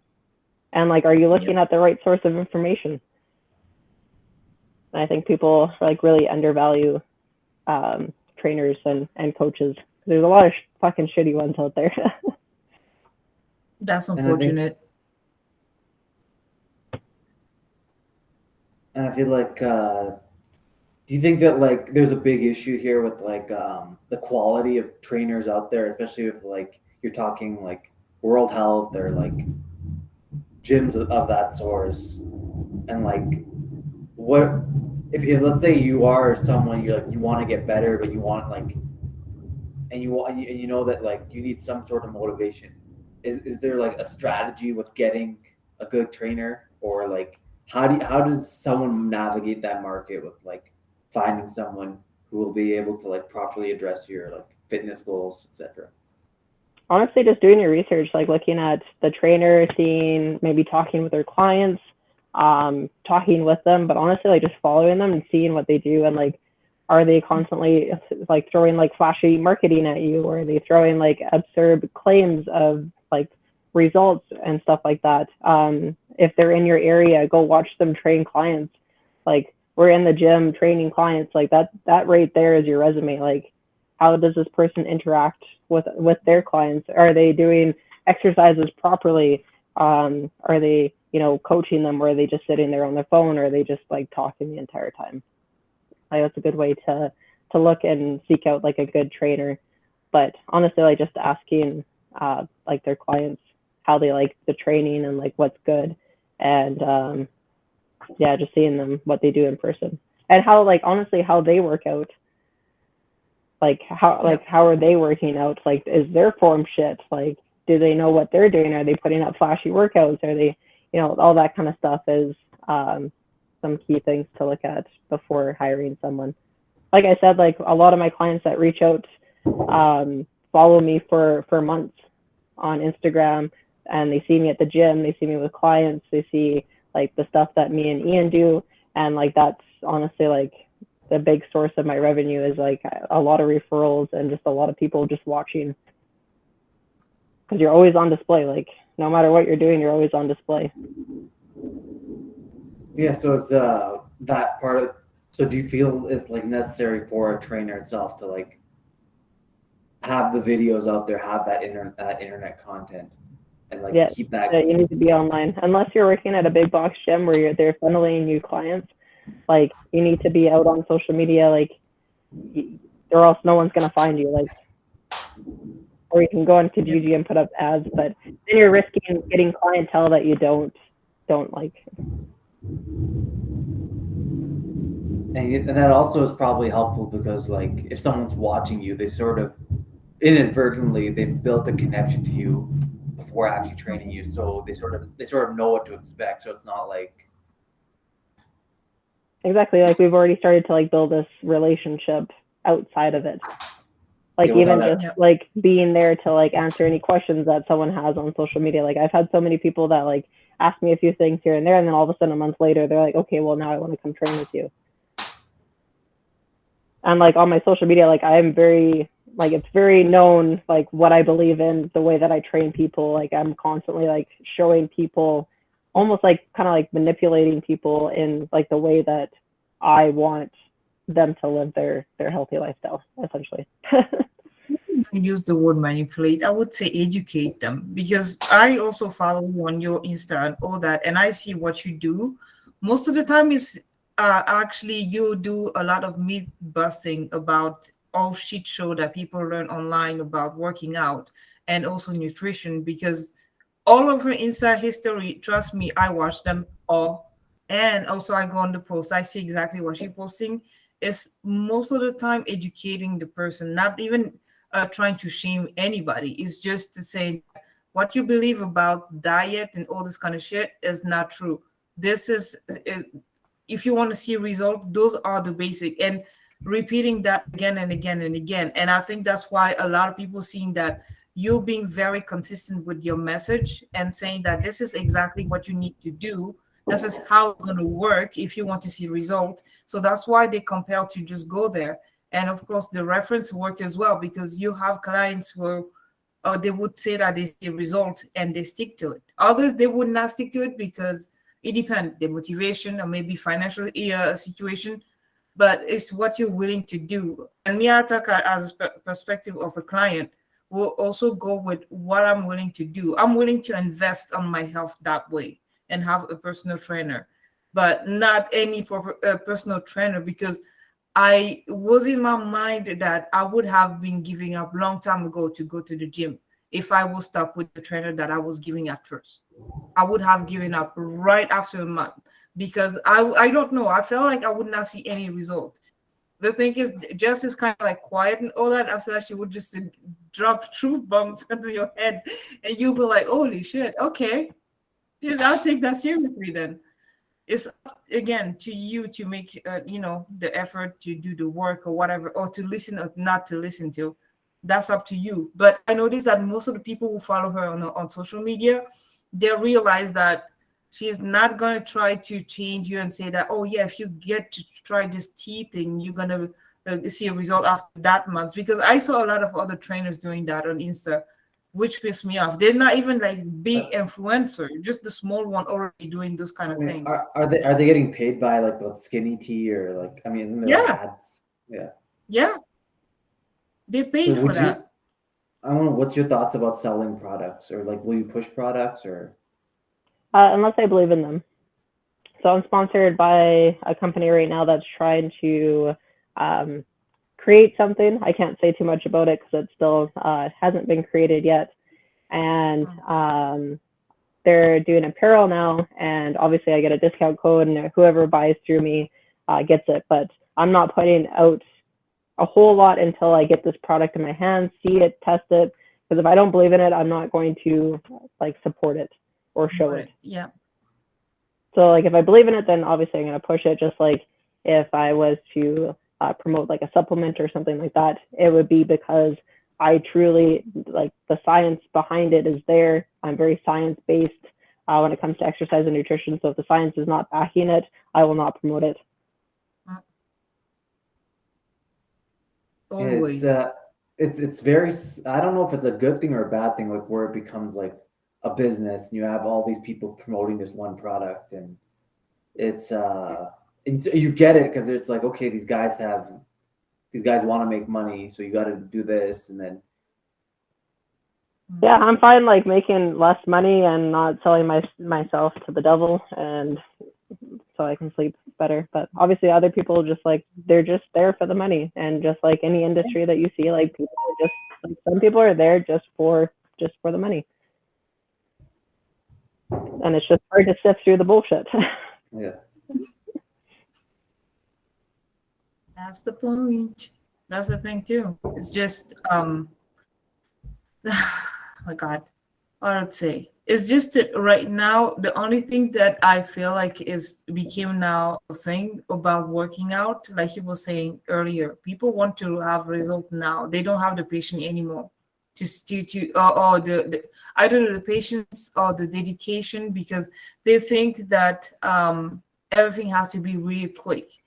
I remember one time Jess and I we had that conversation kind of where you at one point had a YouTube channel where you were showing some workout, and people were not following as much as if you compare with another person who has social media and they say that they do training. And there's another one that I follow on YouTube as well who explained why she doesn't do much videos about workout, because it's about repetition. You do always the same thing again and again and again. And that's why a lot of people were like onto training, making videos like that. After a moment, they will either give up or they would just talk about other topics. And it's her case as well. And she's very honest about it. And I think that is actually very true. Working out and being active is a lot of repetition, but people think that, yeah, you do those weird stuff or air lifting, that like those, what it was like the kick workout where people want to have those Kardashian butt without really much effort. I just find it hilarious because I have some of my friends saying that, yeah, I've been doing those workouts to have a bigger butt, and then there's nothing happening. Just like, if they there's a thing called a Brazilian butt lift. I mean, they could just go to that one, Colombia. Yeah. Now, Yeah. listen, those procedures are extremely deadly. They kill you. That's what a lot of women don't understand. Those things kill you. It's probably the procedure that kill most people right now. Because I don't think it's an implant though. I thought it's just like they're doing a fat transfer from your stomach and like. That's the problem. Yeah, but you can hit the wrong vein and just put fat in there and block it. The person dies. There you go. I don't know. I don't know much about it because, like, I don't understand why you need to go get your butt fixed when you can go to the gym and actually grow it. Your boobs, I understand because you can't grow those. But yeah, I don't know anything about like butt implants or. Oh no, that one I kind of like make some research. I make some research because there will be part where they would put filler in. Others they would just do the transfer of fat. Others would have the implant where you see people can flip it because the pocket is too loose. It's gross. Like Nicki Minaj. Oh my God. But now she reduced it. But people didn't notice that. I noticed that her butt got smaller because for her body type, her butt was too big, first of all. I don't understand it.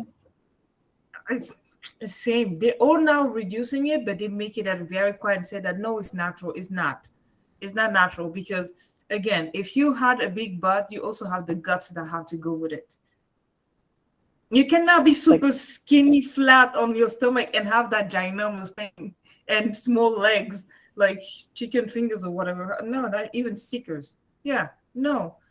But no, that procedure is extremely dangerous. It's the most dangerous one that right now. It kills more women than any other cosmetic surgery.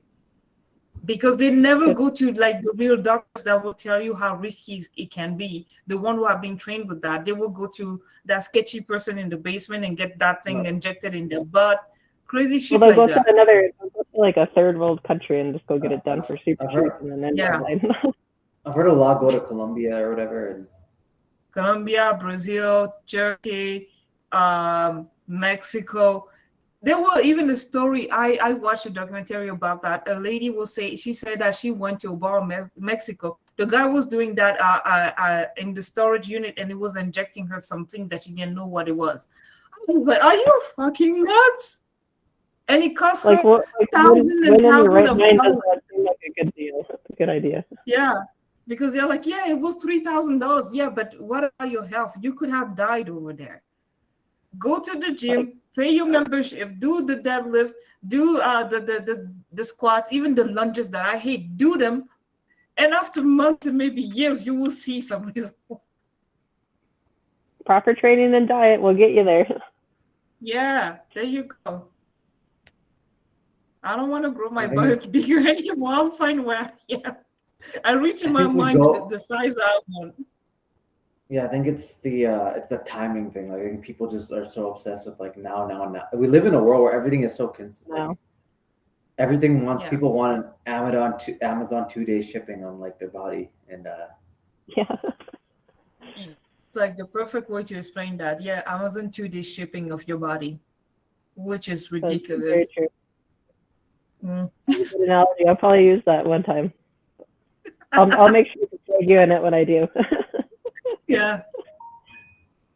Oh, that's excellent. Yeah, but Yeah, I know it's a timing thing, and I just feel like I don't know. I feel like hard work is one thing, but I think it's people want things right away, and I don't know Mhm. if there's any way to if there's any way to change that, or if it's No, it's healthy. hard.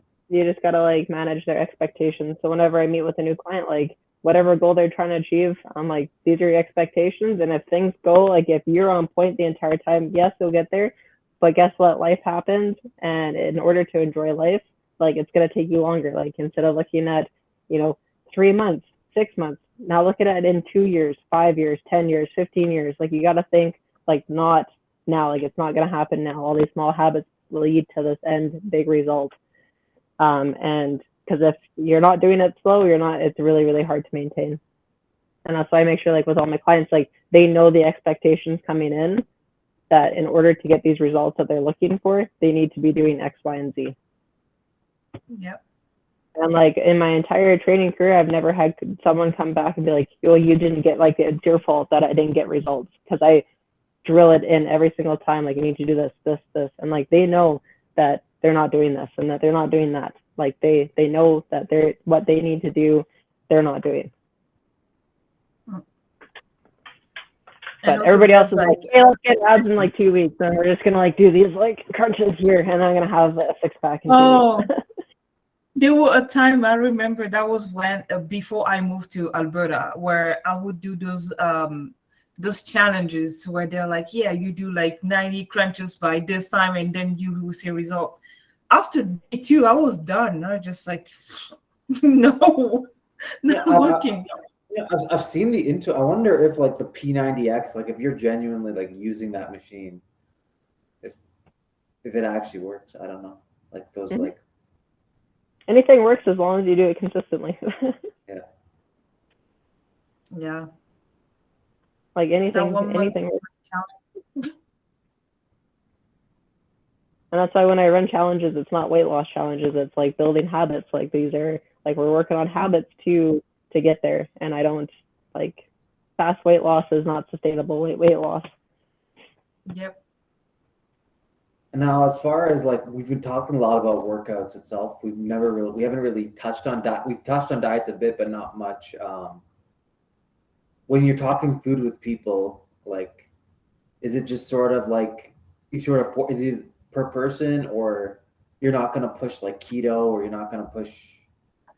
No, so my philosophy is flexible dieting. So anything can fit so long as we're eating like 80% mostly healthy grains, lots of protein, all that kind of stuff, and then fitting in moderation all the fun healthy stuff. Like it's very possible to fit in cake every single day and still lose weight, still look great. I eat chips regularly. I eat candy regularly. Like it's all about energy balance, and everybody's a little bit different. So I gotta meet them on where they're at. I love macro counting, like calorie counting. That's where like you're gonna see results because if we're looking at like a budget, trying to save money, and you're not tracking where your money's going, you don't know what the fuck you're doing. Just like if you're not tracking what you're eating, you don't know what the fuck you're doing. Yep. But obviously, like people are at different stages. So like if they're not ready to calorie count, then working on food skills. Like food skills is a very easy one to start off with, and I'm not going to dive too deep into it because that will be like another 3 hour topic Yeah. conversation.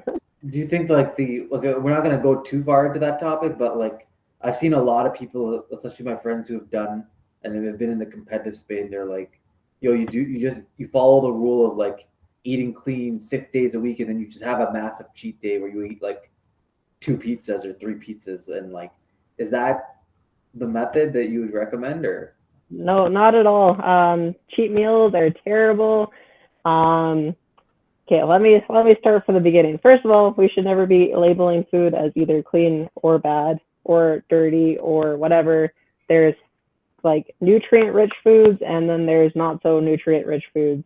And we always want to make sure that we're choosing the most nutrient rich food because not only that is fiber has a higher thermic effect, meaning that our body takes a lot more energy breaking it down than say having straight sugar that goes right through our system and essentially being stored as fat right away, depending on what your activity level is like. Same thing with protein. And when it comes to energy balance, like if we're looking at how many calories we're expending and we're eating a certain amount during the week, and then we have a cheat day, it's really easy to like negate everything that we've done during the week because we overate a shit ton on Saturday. So if we're in a 500 calorie deficit from Monday to Friday, but then we have, a 10,000 calorie cheat day, well, we just went over budget, and now we have to pick up those pieces now this coming week, and this is where you get into this restricting binging cycle, and that's what that perpetuates is the restriction and then the binge. Because once they're done competing, a lot of competitors, like as soon as show day ends, like these people like put on like 10, 20 pounds like within a month after, because they've restricted themselves so much that now they're going to go in, they're going to cheat, they're going to eat a bunch of shitty food, and they're overfeeding themselves like crazy. Your body adapts to whatever you're doing. So like during contest prep, like your metabolism like drops down, and then now as soon as you're feeding, then essentially all those calories are being stored as fat. Their genetics are still back thousands of years ago, but our food environment has changed vastly in the last 100 years. It's crazy. And it fucks up your hormones. So like it takes months to even regulate then of like the feeling of being full and like satiated. Like these people are just, like sitting their entire like next couple months just starving because their hormones are so out of whack.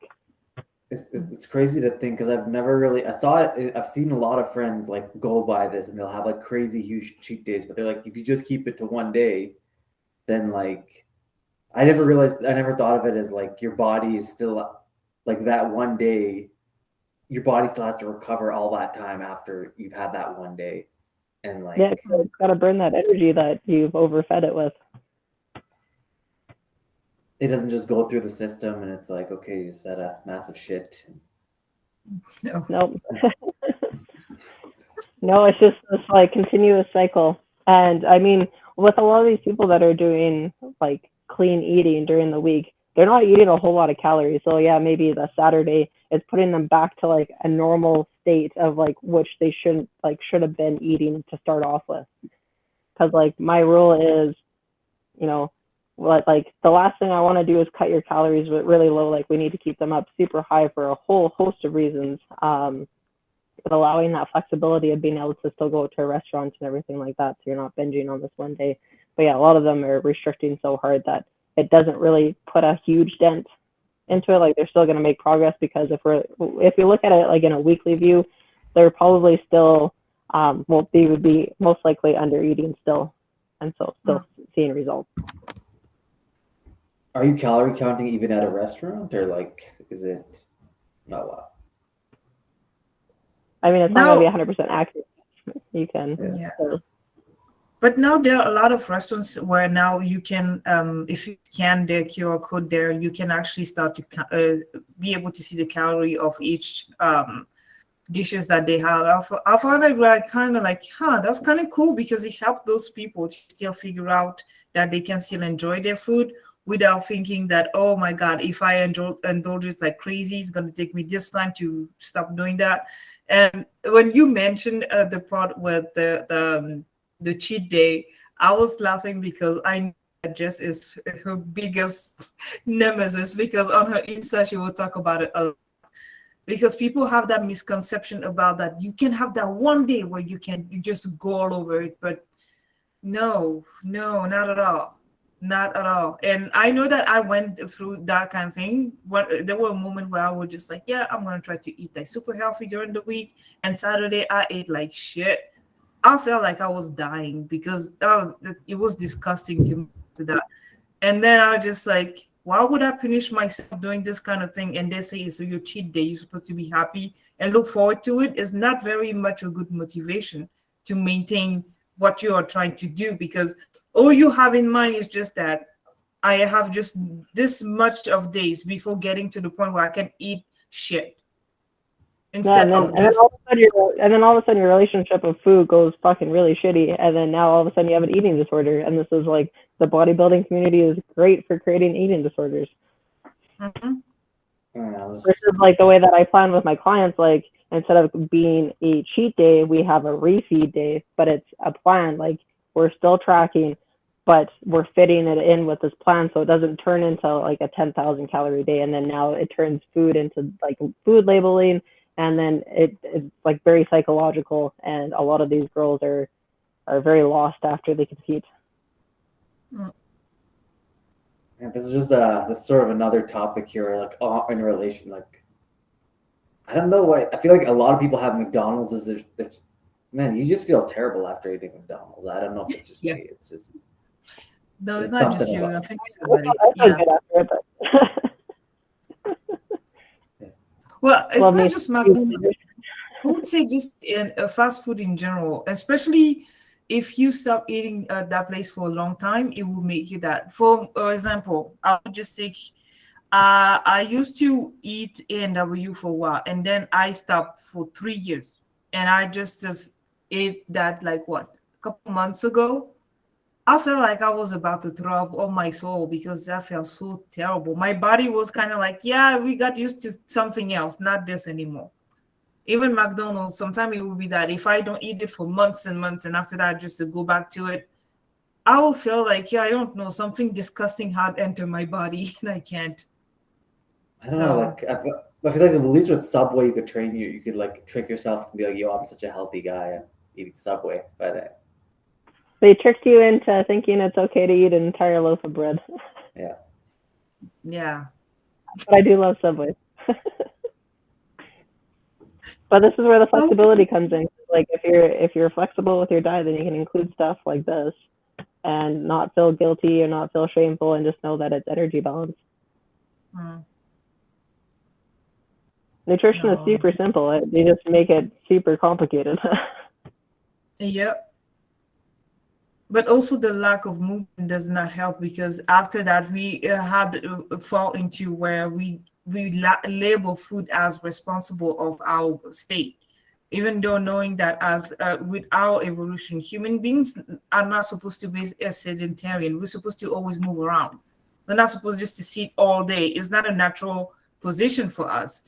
But And we that's why got you feel like so shit after sitting to all it. day, because your body gets super tight. Like it's not made to sit. Like we're supposed to be Mhm. moving around. Like we're not supposed to be in positions for like longer than an hour. Yeah, Just like my bad. standing all day is not good for you, sitting all day is not good for you. Like nothing's good for you if you do it Yeah. for a long period of time, besides sleeping. It's Sorry, weird. yeah. It's so weird. But we also find excuses to not get to a point where I was like, oh, I don't have time. That's always the main goal excuse that you will hear. I don't have time for this. But there's 24 hours in a day. So you mean that for this whole time you don't have a moment to just to have a 1 hour where maybe you go walk or I don't know, do something where you move around a little bit. It doesn't need to be an hour, even 30 minutes a day is fine. And Even 5 minutes spread over the entire hour is yeah, more than enough. exactly. And I remember when after when they kind of lifted those restrictions a little bit, where I realized that even without just to go, if I would take out the workout of my routine, I realized that I was walking a lot. I always being like very active and moving around. And then when this pandemic hit, I realized, wow, so I moved that much because it took me a moment to realize that in the morning to go to work, I will work around 25 minutes, and then the afternoon leaving work, I will work around 25 minutes the same. And also the time for me to take the stairs, doing this, that. And I realized that I'm just walking around crazy. And Yeah, then that's a the conversation. pandemic I hit. think that was a conversation that me and you had, where I was like, you need to realize like how much activity you were doing before. Like that's why it was so Yeah, easy for you to gain the weights that you've never had an issue before in your life, but all of a sudden now you had it, and that's because your environment changed a lot. And like just yep, that change makes a huge difference. exactly. What's that? So B, don't feel And at bad the end of the about day, it's yourself. calorie balance. Yeah. Yeah. I So just yeah, realized we're that's approaching we're at like the 2 hour mark now. yeah, almost. Yeah. Yeah, Yeah, Enjoy actually, yeah. yeah, you enjoying the editing process? just post it all. That's all great. Yeah. Yeah. And you were worried that you would not have anything to say. And look at you. You were the one actually holding the whole thing. Just there watching you guys talking. Just like, yeah, cool. That's neat. So, Like I said, as No. long as I have questions being asked, I can answer them. But there's a lot to talk about, and I have a lot of opinions. oh, yeah, we know. Oh, I know. I do know. And that's the point. That's why I was thinking, like, really, from the beginning, moment that I decided to have this podcast, I was totally from the beginning saying that I need to have Jess on this podcast just to talk about even anything else that is not always dream related. But I felt like your input would be very interesting because I saw you for all the 7 years doing the study, the research, even going back to school for nutrition to be able to give the facts to people, not just saying, yeah, keto's cool, take it. You can eat bacon every day. After that, you lose weight and then you find, yeah. People need just to be educated on their way to eat, even in general, but they don't realize that. Education goes a long way when it comes to health and fitness. Mm-hmm. Yeah. What do you And have like to say, it's Abid? from like a credible source, not from like Fit Chick 101 on Instagram.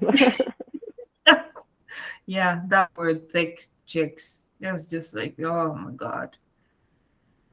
It's at the time it was not a compliment and it turned to something that you looking forward to be. Yeah, you want to be thick and slim at the same time. I don't know how is that possible, but apparently it's a thing. It's like, okay. But isn't it good, like if somebody takes back a word and then it's like, okay, now the word means something good, and it's, it's like you're taking back something that was, then you turn something negative into something positive. I don't know. Oh, Isn't it a way maybe. something? Or In a maybe. way. Well, I mean, I feel like some of these words, like it just, curvy's changed a lot, thick has changed a lot. Like, that's a whole nother topic. Yeah, thick used to be bad, and now thick is good. now something that was ridiculed as well, because that was the case with that shape that now every woman are trying to thrive for. It was ridiculed because it was mostly, I would say, visible on minorities because the Western people didn't have that shape. So it was just seen as something that is not desirable. But now you have those who are just like, yeah, but look at me, I have this body, but it's not natural. Just take some element of something that we were making fun of, a black woman with a big ass who was like, oh my God, you saw that this is a ginormous butt, and oh, and now it's just like, I will even go to Mexico, Tirana, and get injected I don't know, salt in my butt just to get it. What the fuck? How we got there? Trends. Yeah. Just like in 10 years, it's going to be something else. Who knows? The trend may be gonna be big arms or big nose, giant ears. We don't know. They change every time, or maybe we will reverse back again to the early 2000 where everybody have to be very skinny again. Who I knows? hope. I doubt it. I don't I think doubt that's it ever too. going to come back. Well, yeah. Mm. Hopefully not. Yeah. It's crazy how it's changed a lot. Then social media has that part in it, but Well, even like looking at diets, like the ketogenic diet was introduced, I think, 80 years ago. It was actually used for people that had seizures, and then the fitness industry picked it up, and then now this is your new diet, It's a thing that doesn't and want just to like that with die. everything else. It's a thing that doesn't want to die. I'm tired of hearing of keto when people say, "Oh yeah, I'm on keto." Just fuck keto. Oh, shit. Just like, really, it's not gonna help you in long run. I was like, yeah, but right now I already lost 25 pounds. I was like, you're gonna catch them up real quick too when you stop. I mean, So is it possible to just maintain keto for like years and years and years on end and just be like, okay, this is what I'm gonna do, and give up all on carbs? And Well, you could, but there would be a lot of detrimental health effects. Like even There in you the go. studies that they did with people with seizures, they couldn't keep them on a true ketogenic diet for longer than a year because there was like major health declines. Hmm. But I mean, if you're someone that just prefers like a high fat, low carbohydrate diet, like there's nothing wrong with that. Like the only issue is when you're changing your entire way of eating to fit a diet. Like I'm someone that I just like to eat low fat, high carbohydrates. That's just what my body likes. And if someone was to put me on a high fat, low carb diet, I'd be fucking like bitchy all the time, and I wouldn't be able to do it. I like maybe last 3 days. And the biggest thing when it comes to dieting is just finding a way, like an eating style that you can actually just do for the rest of your life. Mm-hmm. And if you can't see yourself Yep. eating like that, like in 10 years, then it's not the diet for you. And There that's you why I do go. flexible See? dieting, because everything fits in and you can still live your life. Or That makes not, sense. or worst case scenario, there's always Photoshop. So Yeah. Photoshop, my God, no. I'm not good at photoshopping at all. You know that. I tried. I'm just good using filters. Photoshop, no. That's not you know, my thing. once you learn how to use photo, it becomes a skill. Like it takes a while to master it, and then you're just like, wow, Yeah. I'm really good at faking things. So I feel proud of myself. It's almost like Mm, I'm an artist. at what? At just changing how you really look like? Yeah, in the picture, yeah. It's No. Well, it's just a I don't form of want artistry. I don't want to project an image that I am not. You know that I'm too 100%. I can't do that. Even though I would still say that I have my insecurities, but I own them. But at least I would say that this is how I am. Take it or leave it. If you don't want it, well, I'm not doing that for yeah. you. But no, photoshopping things, nah. Otherwise, I will have ginormous boobs on all my pictures. I'm not doing that. All right, guys, but I think I need to get going. Yeah, I think Yeah, we're already at the 2 hour mark, like at the 3:30. So I we're was just good like, hey, now. yeah. Yeah. No, it was Ian's wondering excellent. where I'm And at. He's like, why yeah, are you still going? sorry, Ian, that's my fault because we start to talk about stuff on this podcast. We tend to take it like we stretch it because the conversation is good. So that's why we just keep going. And I'm very thankful that you took the time to actually do that today because I know how your schedule can be insane. And yeah, I really appreciate that. And of course, Abid, the fact that you were able to make it, I am just like really happy as well. Uh, Yeah. Thank you for being there. And that was the episode of today. Very great conversation, and I think a lot of people will enjoy it. And I will also share your social media in the descriptions for that, so then people would know where to find you. Any last Awesome. word? No, thanks for listening. I could talk about this stuff for like hours upon hours. No, did you want to like shout out your social media or Nah. You can shout it out. okay? Shout it out, and also anyway, I will put that in the description, so they will be able to see that. Just look up Asgardian Strength and you'll find me and my fiance. Yeah. And we're on YouTube. We've got on the YouTube train. And Yep. yeah.